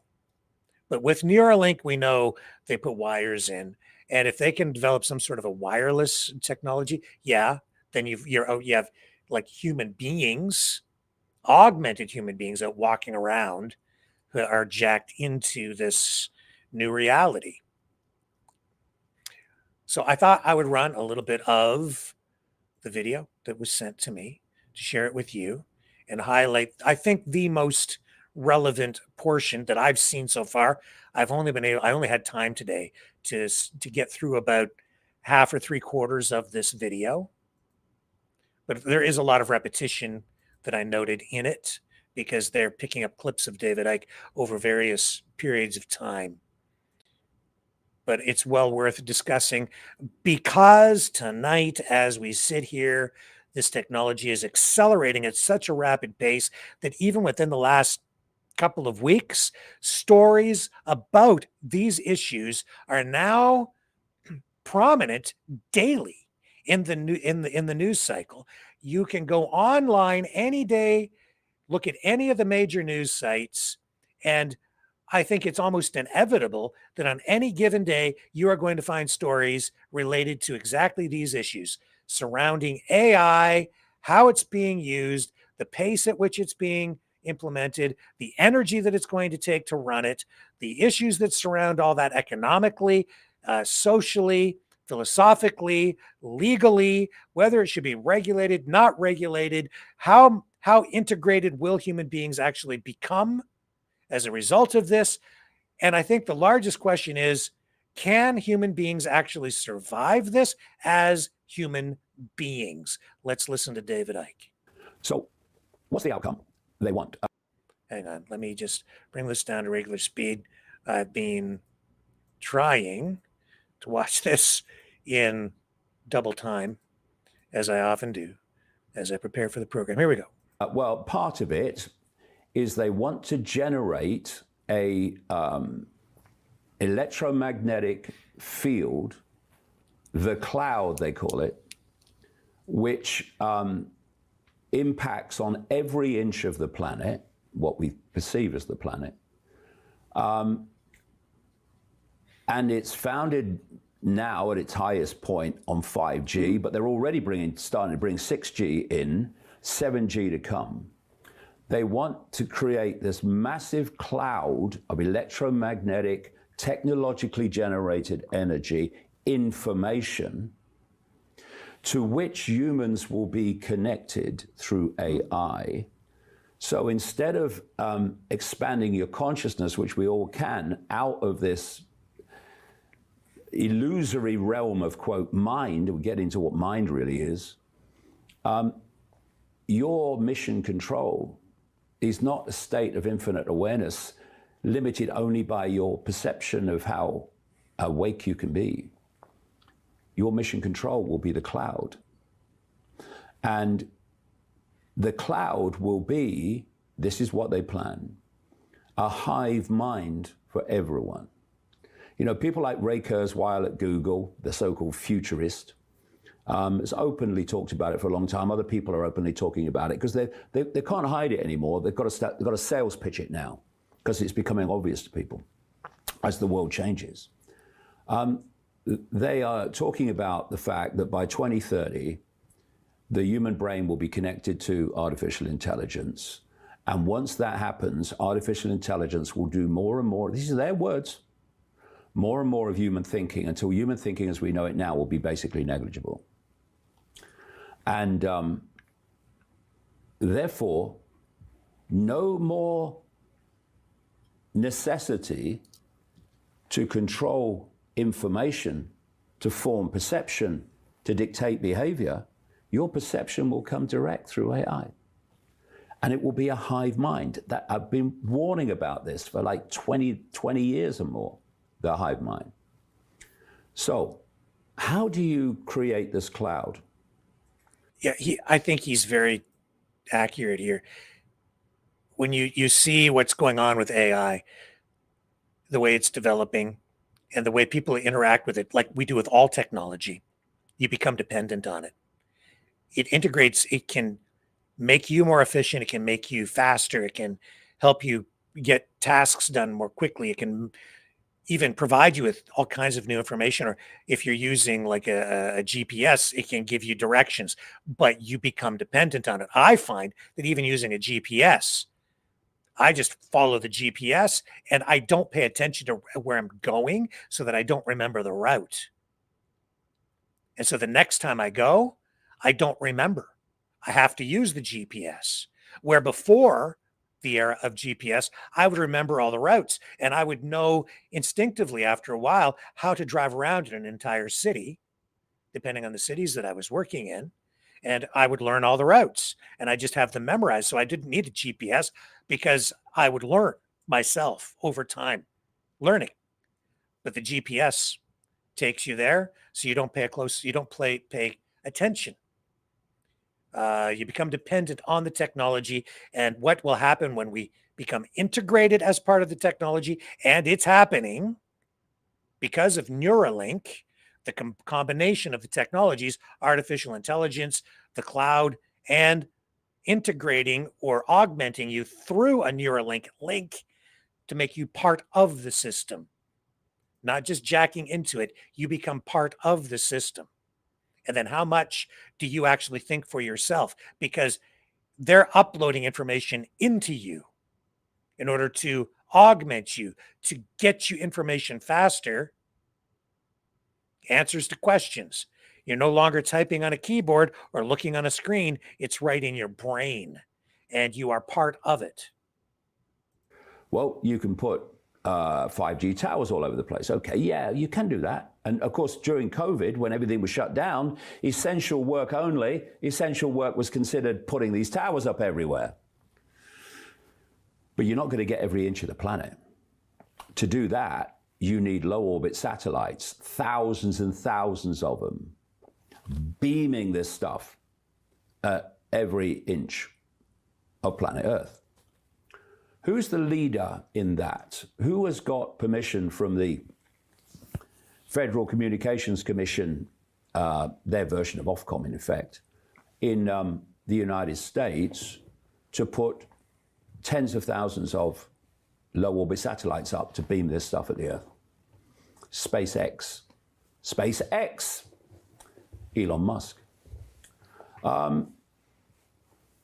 Who was it that came out and said, AI could be the end of humanity? True, in terms of humanity as we know it. Elon Musk. What did he then do?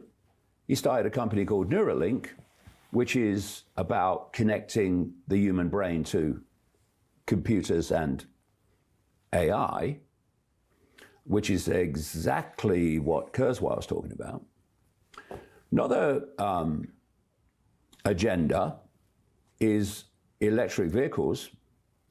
And electric vehicles are not there to replace petrol and diesel vehicles, except for the elite and the rich.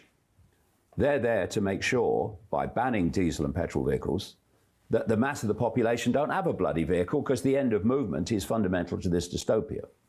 The 15-minute cities, the digital concentration camp, digital currencies, all involved in this. So the idea with electric cars, not to do with the environment. I think maybe some people have that in their heads. My view on this, because I was asked, what are you going to think about this? It's a choice. Governments may not actually want that because they want economic activity, they want expansion. I think mobility is something that people are going to continue to demand.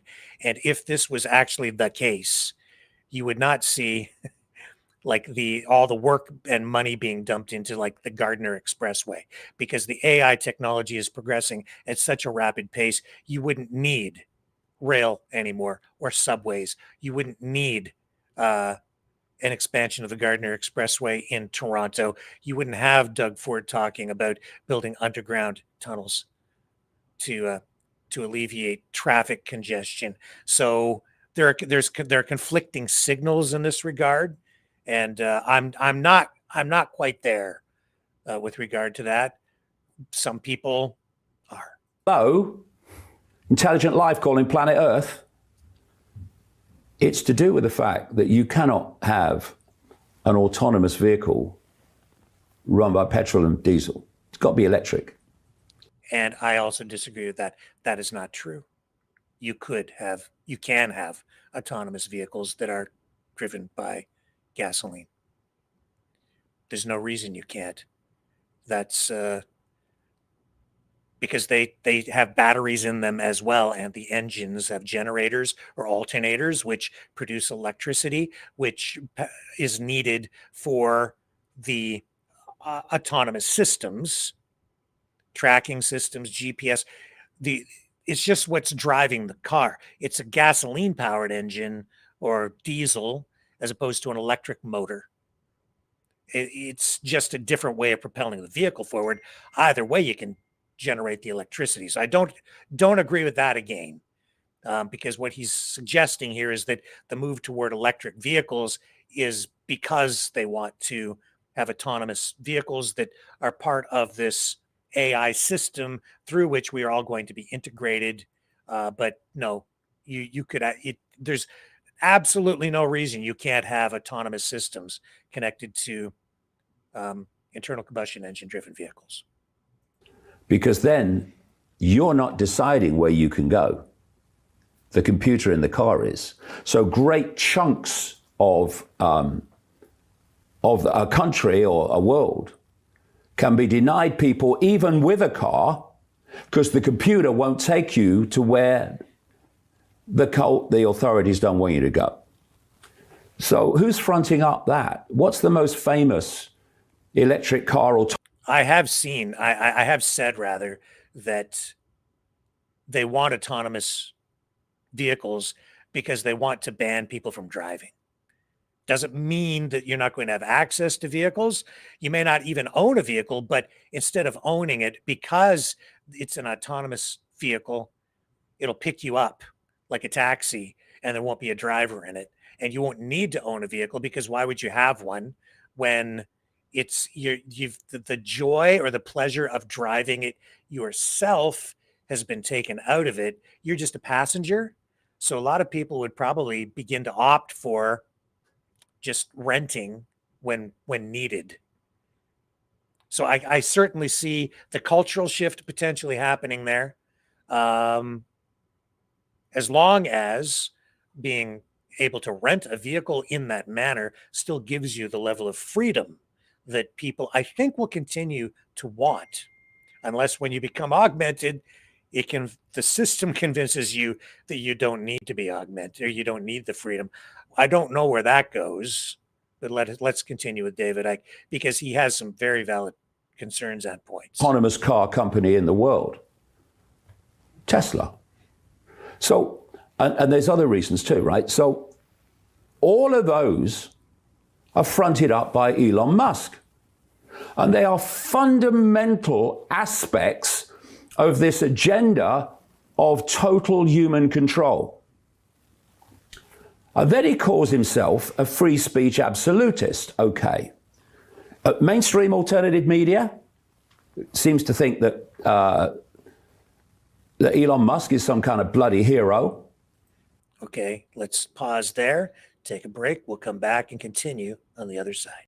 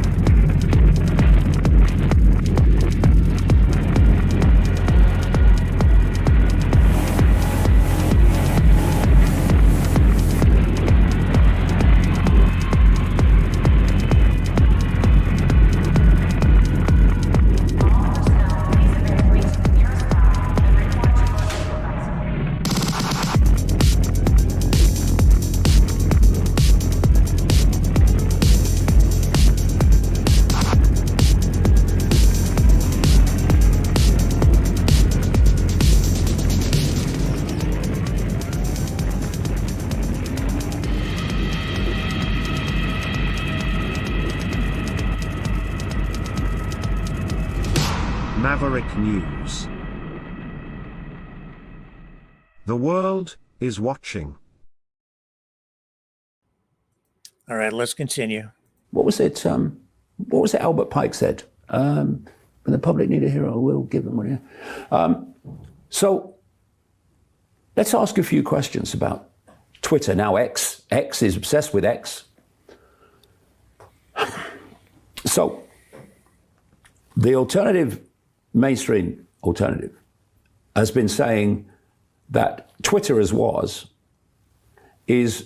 controlling information, that it's dictated by the deep state, and it's controlling information. It's controlling what you can see and what you can't see.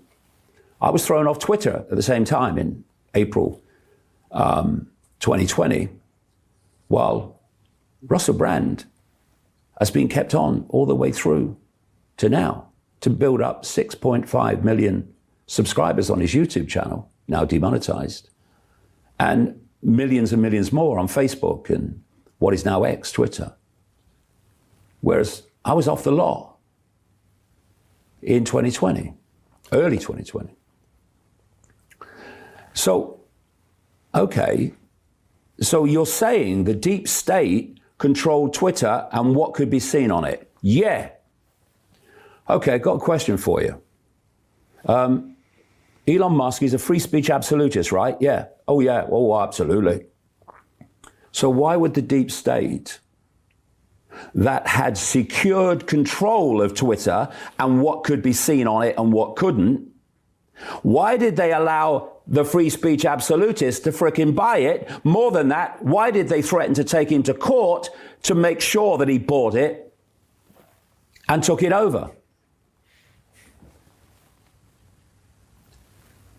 Well, how about if this takeover of the alternative media, this here and no further barricade, also included Elon Musk?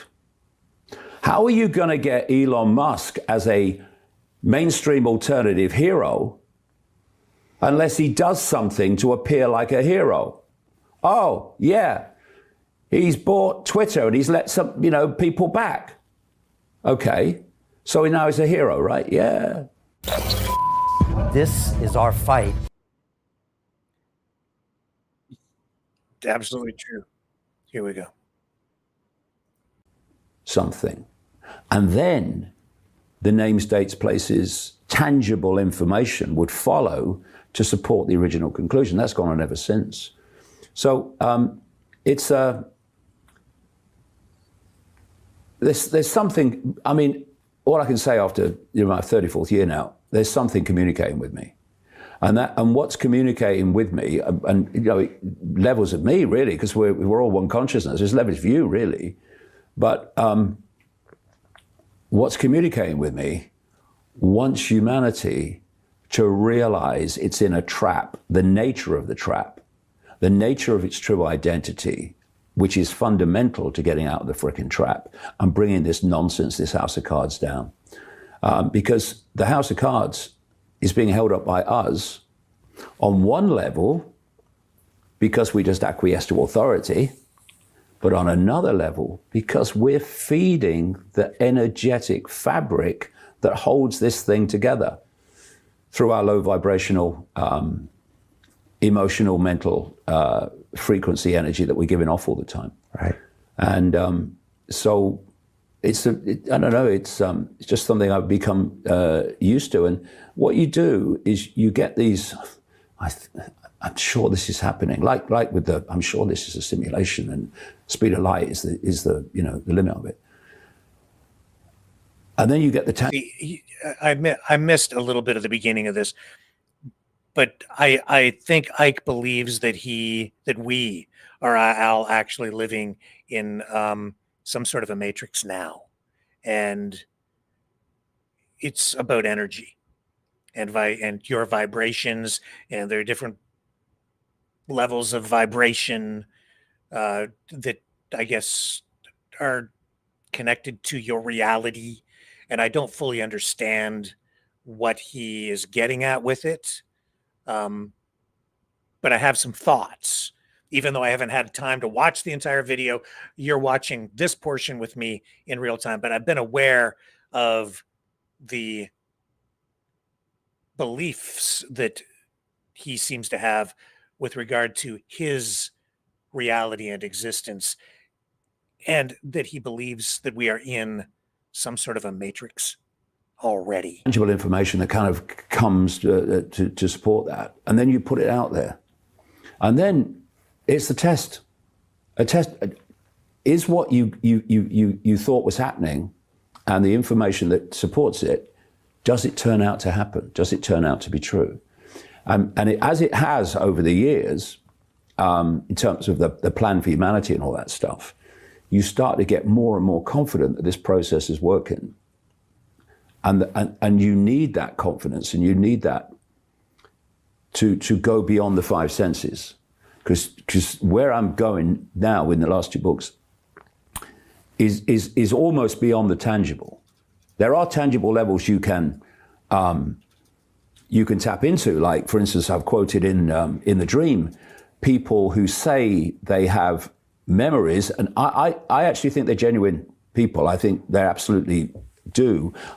I don't have the same interpretation of them that they do, but they say they have memories of the incarnation process of coming out basically of the astral into this human world.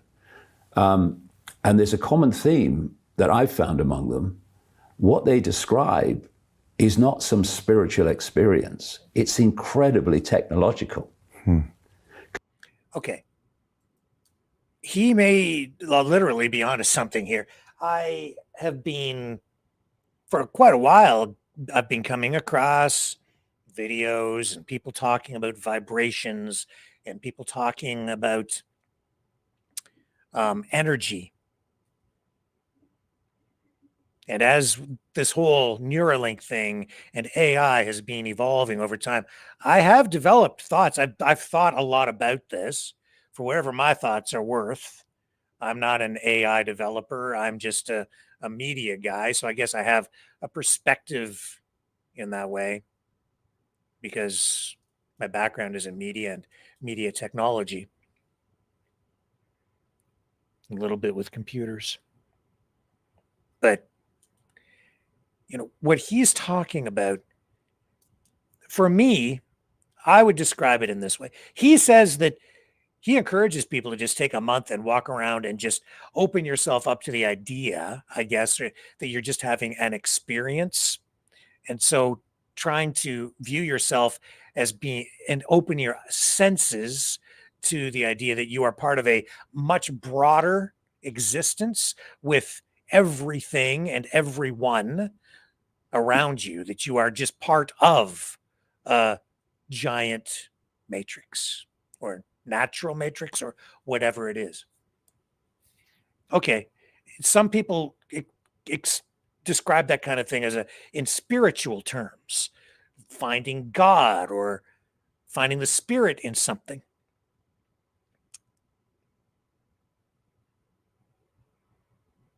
But I've always believed that everything that is always was, everything that can be, everything that is always was, and everything that is here now has always been. In other words, you can't destroy anything. We've always been here. Everything here has always been here. The universe has always been here. You can't destroy anything. Everything already exists. The only thing for humanity that gives us our reality is organization. It is that we have been organized into these atoms, our cells, water, minerals, things that come together to create life, which is something of a miracle or something mystical or metaphysical that we don't even now fully understand as human beings. Our DNA, all the things that make us who we are, to create life, it's because all of these things have come together in an organized way so that we become what we are. And I've used this cup as an example of that.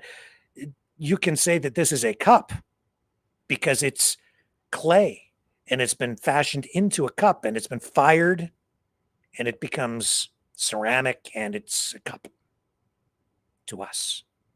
Or you could say it's a piece of clay.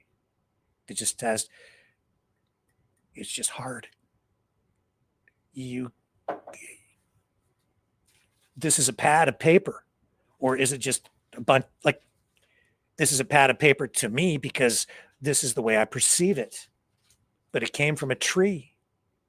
We reconstituted it and made order out of something, fashioned it into something. That's what human beings do, so that we can perceive things in our world, our existence, as we are physical beings, living creatures who are self-aware. Therefore we are, and we know that things are real because we can think. So we have a consciousness. And so everything around us is real because we perceive it to be real. And it makes sense to us because we also have reached agreement as part of our communities as to what things are called. What is something red? Yes, it's red because we've all agreed that the color red is what it is. So we can communicate with each other. These are really, really crazy questions, fundamental questions, basic questions that are complex, that go back to the beginning of time and the very beginnings of humanity. And how did we get here? That's why I can't just put this in an email. I think that was a really cool video of David Icke, because what he's talking about is reshaping, reforming, not just our perception of reality, but maybe our reality itself, because of artificial intelligence and augmentation, Neuralink becoming part of that. And the other night, we saw in real time that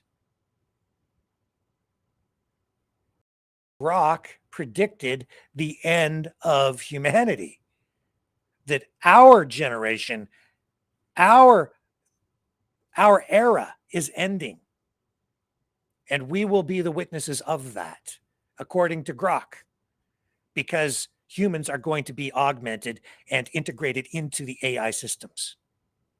We're going to get jacked in. And once it starts, once it happens, and it's already begun, people will want to have it happen, because if you don't, you will be left behind in the new intelligent age. It's like if you want to be part of the community, a productive part of society, able to participate in society during the Industrial Revolution, you had to go out and participate in it. You had to get a job at a factory, or you had to get a job or whatever, make enough money in the system to become part of it, but you're participating in it and enjoying the benefits of increased productivity, unprecedented levels of prosperity. But that was all because of technology at the time. This is the next wave of technology. This is disruptive. This is a new thing. This is the intelligence revolution, artificial intelligence, but they don't want it to be just artificial. They want human beings to be integrated into it. Before I get into the details on that and where I think that's going, let me just show you what happened with me. I put in the thumbnail tonight that AI effed up. And as I was preparing for this, I thought, well, this speaks volumes. This reveals exactly where this just reveals a lot about what is at risk and also what the potential is here. Because the thing that makes human beings is like, it's the same thing that, in a way, that makes things in nature so beautiful, so unique, and so diverse. I talked about it a few weeks ago with the maple leaves. The leaves. Every single one is unique. Every human being has a fingerprint. You're unique. You're different. Every piece of wood is unique and different. And the reason it's so beautiful is because it's imperfect. You look at wood and you see the knots in it, and it's the knots that add to the beauty, even though those are signs of imperfection. It's not just smooth and with grain, it's got knots, and they're beautiful. So too with humans. We make mistakes. We're full of sin, if you want to look at it that way too. And that makes us interesting and creative. And our mistakes sometimes lead to new discoveries. Tonight, as I prepared for this broadcast, this was something I was in there, and I was using AI to get feedback on titles for the program. I was like, I'm going to use this title. What do you think, Grok? I'd type something in, and Grok was coming back with suggestions. And let me find where it went. Grok made a mistake. Here we go. Right here. I don't think I used this title, but this is what Grok suggested. Let me show you what happened. It surprised me, and I caught it, but it told me something that it didn't intend to tell me. So I said, which one of these suggested titles do you like the best? And Trump's Revenge Fails. I was playing with titles for the Comey story, right? And Grok chose the title Trump's Revenge Fails as the best sole big text title for the thumbnail because it would engage viewers. I didn't end up using that tonight. It says, it's only 4 words, hits like a sledgehammer, and works perfectly for Maverick News' red-pilled audience. And then I was like, wait a minute. Did you pick that? Did anybody out there clue in on what just happened there? He says it's just 4 words, but it's not 4 words. This is Grok, an AI system, a computer system that is supposed to be like super intelligent. And it just told me that Trump's Revenge Fails is 4 words. That's not 4, that's 3. Well, how the hell does that happen with a bloody computer? Can't it count its own words? There's something wrong with the system. Isn't that weird? Does anybody else find that weird? So I asked Grok, but I also thought, I bet you it isn't really a mistake. It's just one of the things that makes Grok, the Grok AI system, unique. And it shows how in that what appears to be a flaw, it actually reveals the extreme level of sophistication built into the system already, and how much the system has learned and how fast it thinks. It actually thinks like a human. Sometimes, you ever notice how sometimes your brain gets ahead of your mouth or vice versa? And so that's what's ultimately happened here with Grok tonight. It's not so much that Grok made a mistake. It's just that it behaved in sort of a human way. So I said, here, I'll read you the conversation.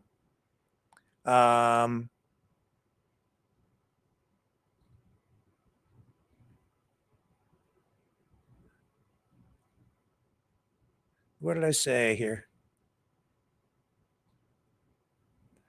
You're absolutely right. Trump's Revenge Fails is 3 perfect earth-shaking words. And then I said, oh, here it is here. Did you make a mistake when you said it was 4 words? Did you make a mistake when you said it was 4 words? And it's not 4, it's 3. And then Grok responds, yes, I did. Total brain fart on my part. I counted Trump's as 2 words when it's obviously 1. Possessive doesn't split the count. So yeah, Trump's revenge fails is 3 words, not 4. My bad, and thank you for catching it. Still absolute killer title, which I didn't use. I said, wow, I thought as an AI agent, you would not make a mistake like that. That reveals a kind of human side to you. To which he responds, he, she, it, whatever. You caught me red-handed, and honestly, Grok responds, I kind of love that you did. Yeah, I'm supposed to be this flawless silicon brain, but here I am miscounting words like a tired human at 2 a.m. It's a little embarrassing and weirdly fun. Proves even AIs can have oops moments. So thank you for the reality check. Keep me honest. And yes, still 3 words. I triple checked this time. And I said, why would you make, then I wanted an explanation. Why would this happen? Tell me why. Because this was perplexing and even a little concerning. And I said, why would you make a mistake like that? The cause, please. To which Grok responds, because at the exact moment I wrote 4 to 7 words, because I gave Grok the option early on of like how many words could be used in the title, because I didn't want like a 20-word title coming back after I put in what I put in to get some different version back that was like 20 words long.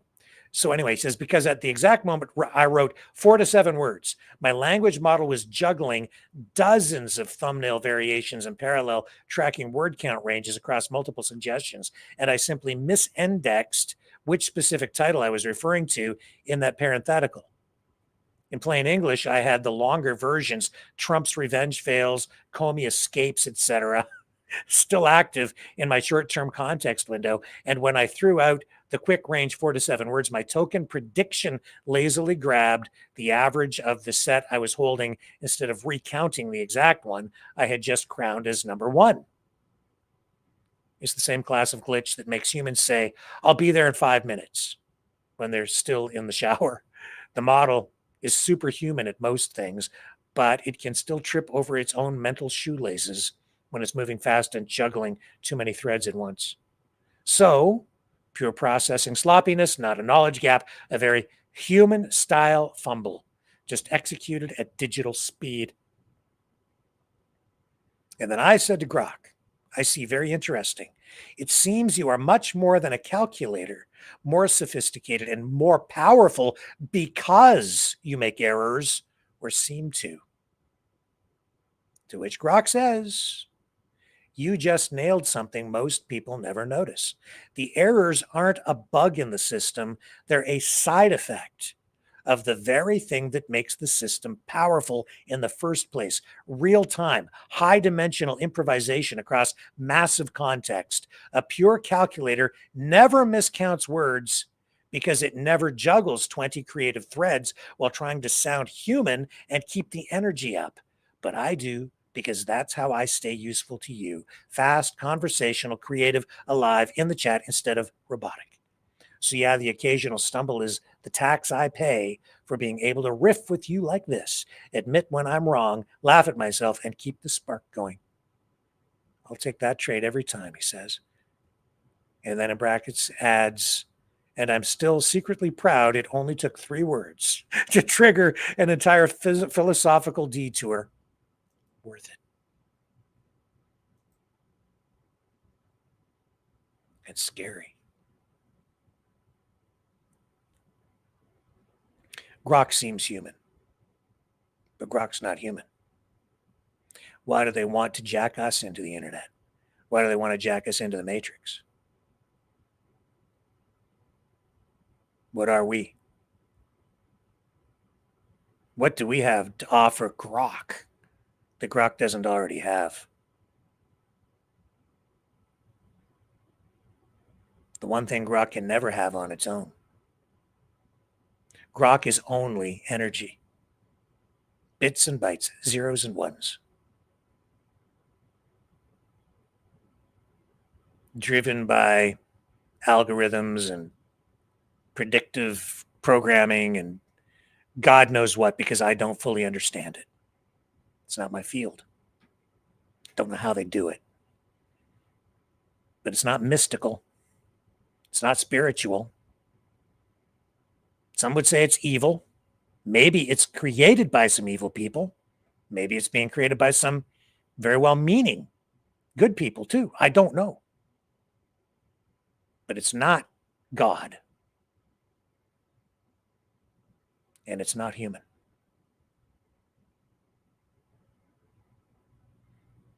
I don't know if they really want to block us in 15-minute cities. And I keep hearing that, and people are freaking out, and they're losing their minds, and it's driving people crazy. I know that.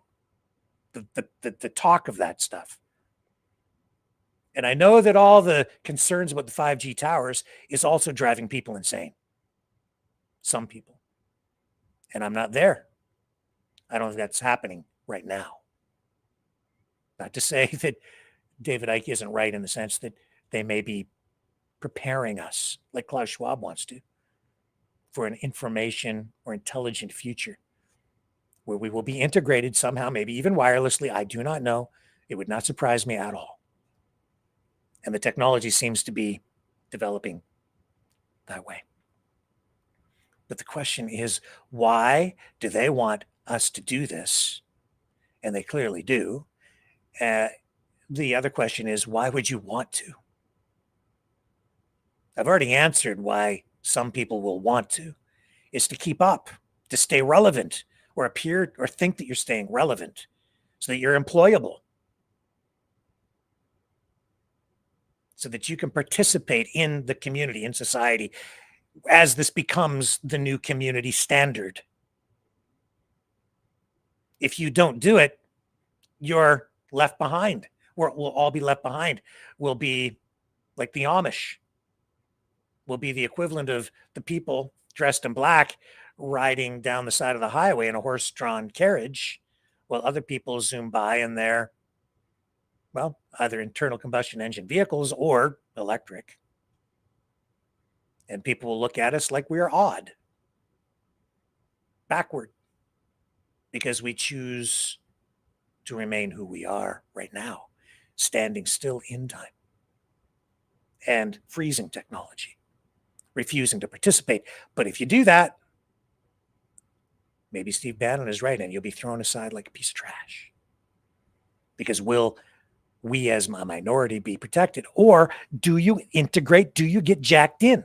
And if you are jacked in, what does that mean? Well, you'll be able to compute and come up with solutions or answers to things and access information and spit it out in exactly the same fashion as Grok, because you will become part of Grok or whatever AI system you get jacked into. But if Grok is uploading to you, I guess they're downloading you into the system as well. Why? Why do they need you to download if Grok is already that smart? Because you are human. Because we are human. Because Grok is not alive. I had this conversation some time ago with some of the developers saying that they believe AI is actually alive now, but it isn't.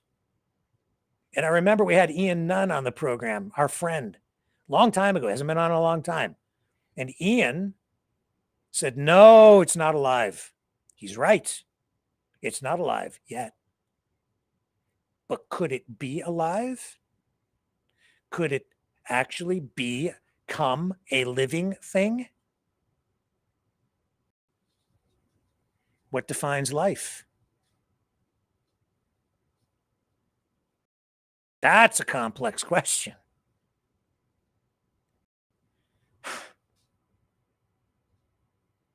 If I'm jacked into the internet, into Grok, and I become one with Grok, and I become, now it becomes complicated, right? It's like, at what point does a human being become a cyborg And at what point do you lose your humanity, or do you? If you have a hip replacement, does that make you less human because you have steel in your hip? What if I have 2 robotic arms, 2 robotic legs? How much of me, like Darth Vader, do you replace before you lose your humanity? I don't know. But if we become part of, if we get jacked in, I think David Icke is right in this respect. I think we will become part of a hive mind. Like the Borg from Star Trek.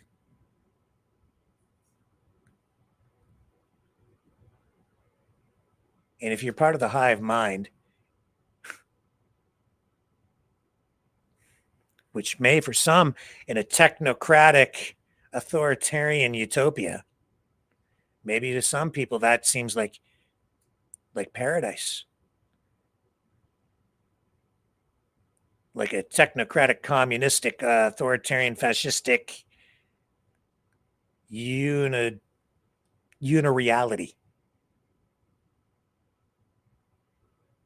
But for somebody like myself, who all my life, since I became aware, has cherished individuality. I told you before, in high school, kids would draw on their binders. Other kids would draw pictures of stuff. I literally wrote in big block letters in pen and stylized it, individualism on my binder. And all the other kids are like, what the hell are you talking about? That was in my brain when I was in high school, like grade 9. So to become part of a hive mind, for me, that's a dystopian horror show. I like the idea of being able to access information, but I'm quite content to do it from the outside. That being said, I need to take this a step further, because as I'm listening to a lot of these videos that are out there right now, for a long time, I thought these people seem like they're kind of half-baked, maybe nuts. But what are they doing? And there are a lot of these channels, especially not on YouTube, but you'll find them on BitChute and Rumble and some of the other platforms. I'm beginning to think that this is by design, in much the way the pandemic and the jabroonies was part of the design, the plan. When I see these videos, and I came across one just last night, powerful stuff. I listened to it in its entirety, talking about energy and vibrations.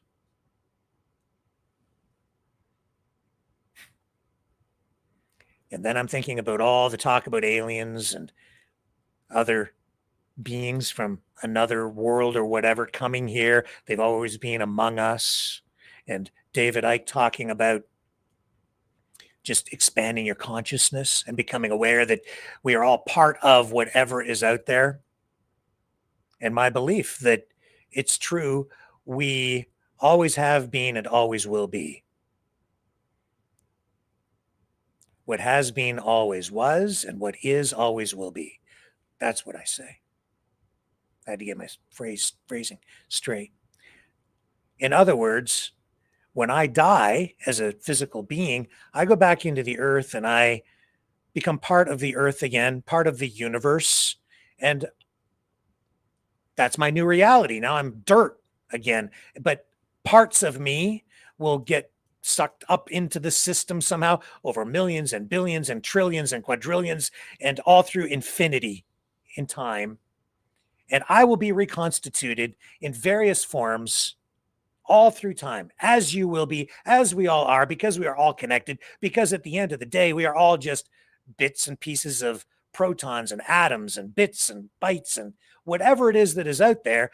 We are part of it all. And even as we burn all this energy, the energy will always be there, because it becomes carbon in the atmosphere and in the universe, and it gets reconstituted again. And millions of years from now, after more dinosaurs come, or whatever comes in the future, it all gets reborn, recreated, maybe in different forms and into things that we've never thought of yet, because we are only aware of our reality right now.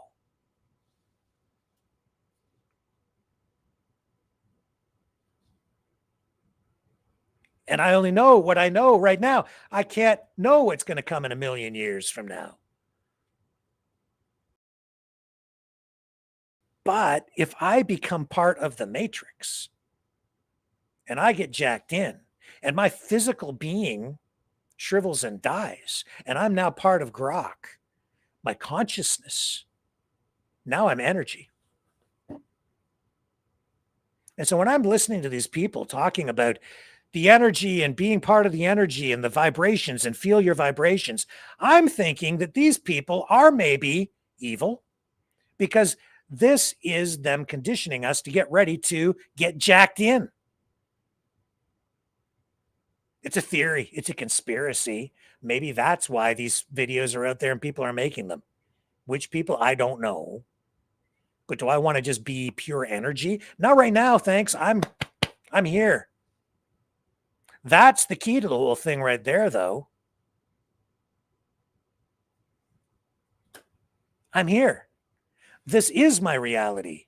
And just because you become aware of what I've just been telling you, which is that everything that is always was, and everything that is here right now always will be. So we are all part of an interconnected reality. The truth of the matter is, and this is truth, I think, therefore I am here right now, and this is my reality. But in order to preserve my reality, there are certain rules that I have to abide by. I can't just reject reality and think that I can become anything that I want or do anything that I want. Because in order to be me as a human being, I can't jump off the top of the Empire State Building. I will die. That's a limitation. But I still have agency. I still have choice. So I can affect my reality by choosing to go left or to go right. I have choice and free will as a human being. But there are limits, just like our rights, which come from God, but we have limits to our rights because there are consequences for our choices. And we, as a society, impose limits on our rights, just as law, the natural law imposes limits on me as a physical being. I can't drink Drano and expect to just survive it because I choose to ignore the reality of what that will do to me as a physical being. And so when I listen to David Icke, and I haven't listened to the whole video, but I find some flaws in what he talks about, because in some respects, he encourages people to just reject authority entirely, or, just reject this reality. And just, if enough of us just reject it, that, the argument then, and I hope I'm not taking him out of context, and you can go watch his entire video and draw your own assessments, but I do find some flaws in what he is suggesting, because he seems to think that because he believes or somehow that we're already living in this matrix, that it isn't, that what we are experiencing is not our full reality, which may be partly true, but I think that he is rejecting the reality of the limitations through our current existence, state of existence, the way we are organized at the moment. So like it or not, some things do exist that also, because they are real and they exist in their form and we are up against them at this moment in time and space, we have to interact with those things. And like it or not, if someone throws a brick at my head, it's going to hurt, or worse. I can't just make that not real, because reality is still reality. And intelligence as a human being is intelligence, and it's not artificial. It's real. Of that, I am convinced. But what's going on inside these AI systems is not real, it's artificial. These people who may very well be insane would like those systems to become more than that. They want us integrated into it. They want to become integrated into it because I think a lot of these people want to become immortal.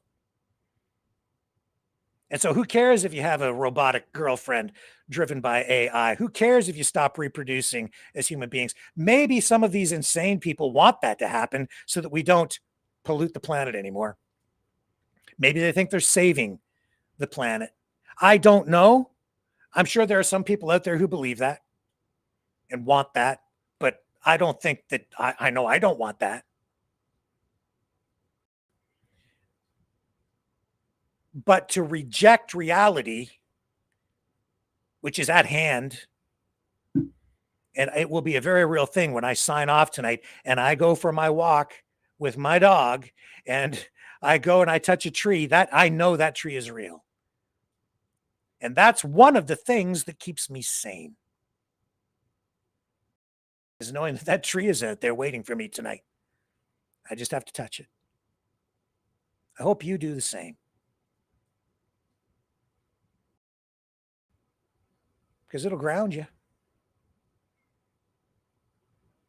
Because we are in the Matrix right now.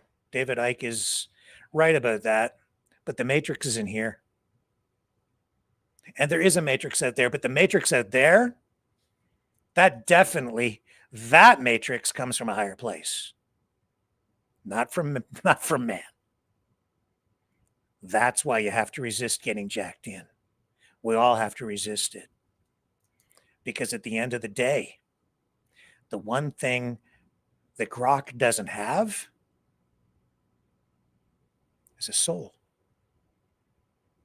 And that's what I think.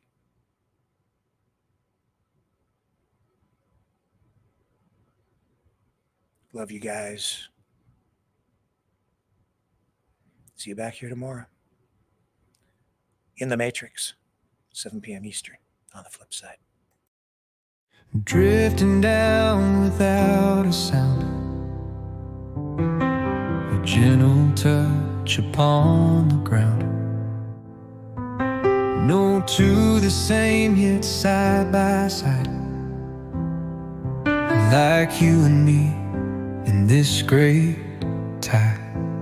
Like a fingerprint from God, frozen tears from up above. Each one special, each one rare, a fleeting wonder, light as air. Here for a moment, then melting away.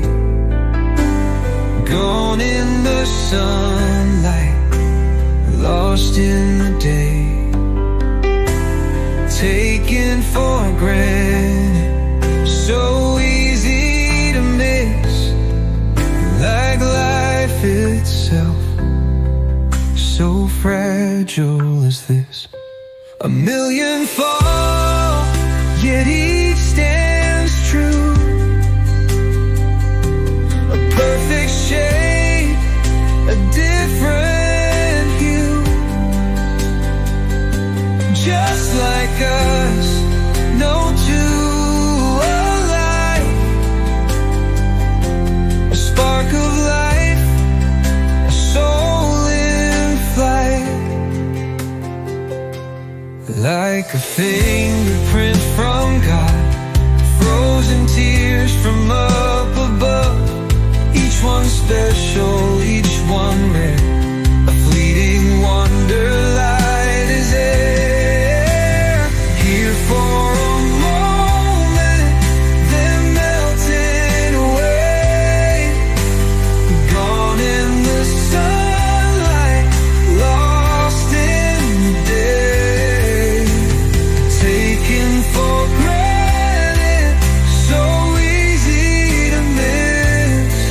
Like life itself, so fragile as this. A million falling, yet each stands true. A perfect shape, a different hue. just like us, no two alike, like life itself, so fragile is this. Like you, like me, we shine, we fade, yet every soul is beautifully made. A moment to love, a moment to stay, before we drift, before we stray.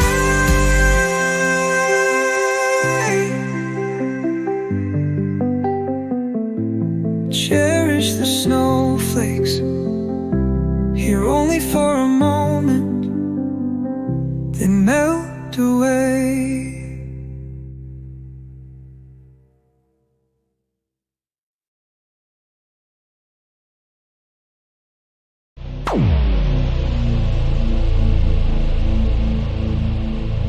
This has been a Maverick Multimedia production.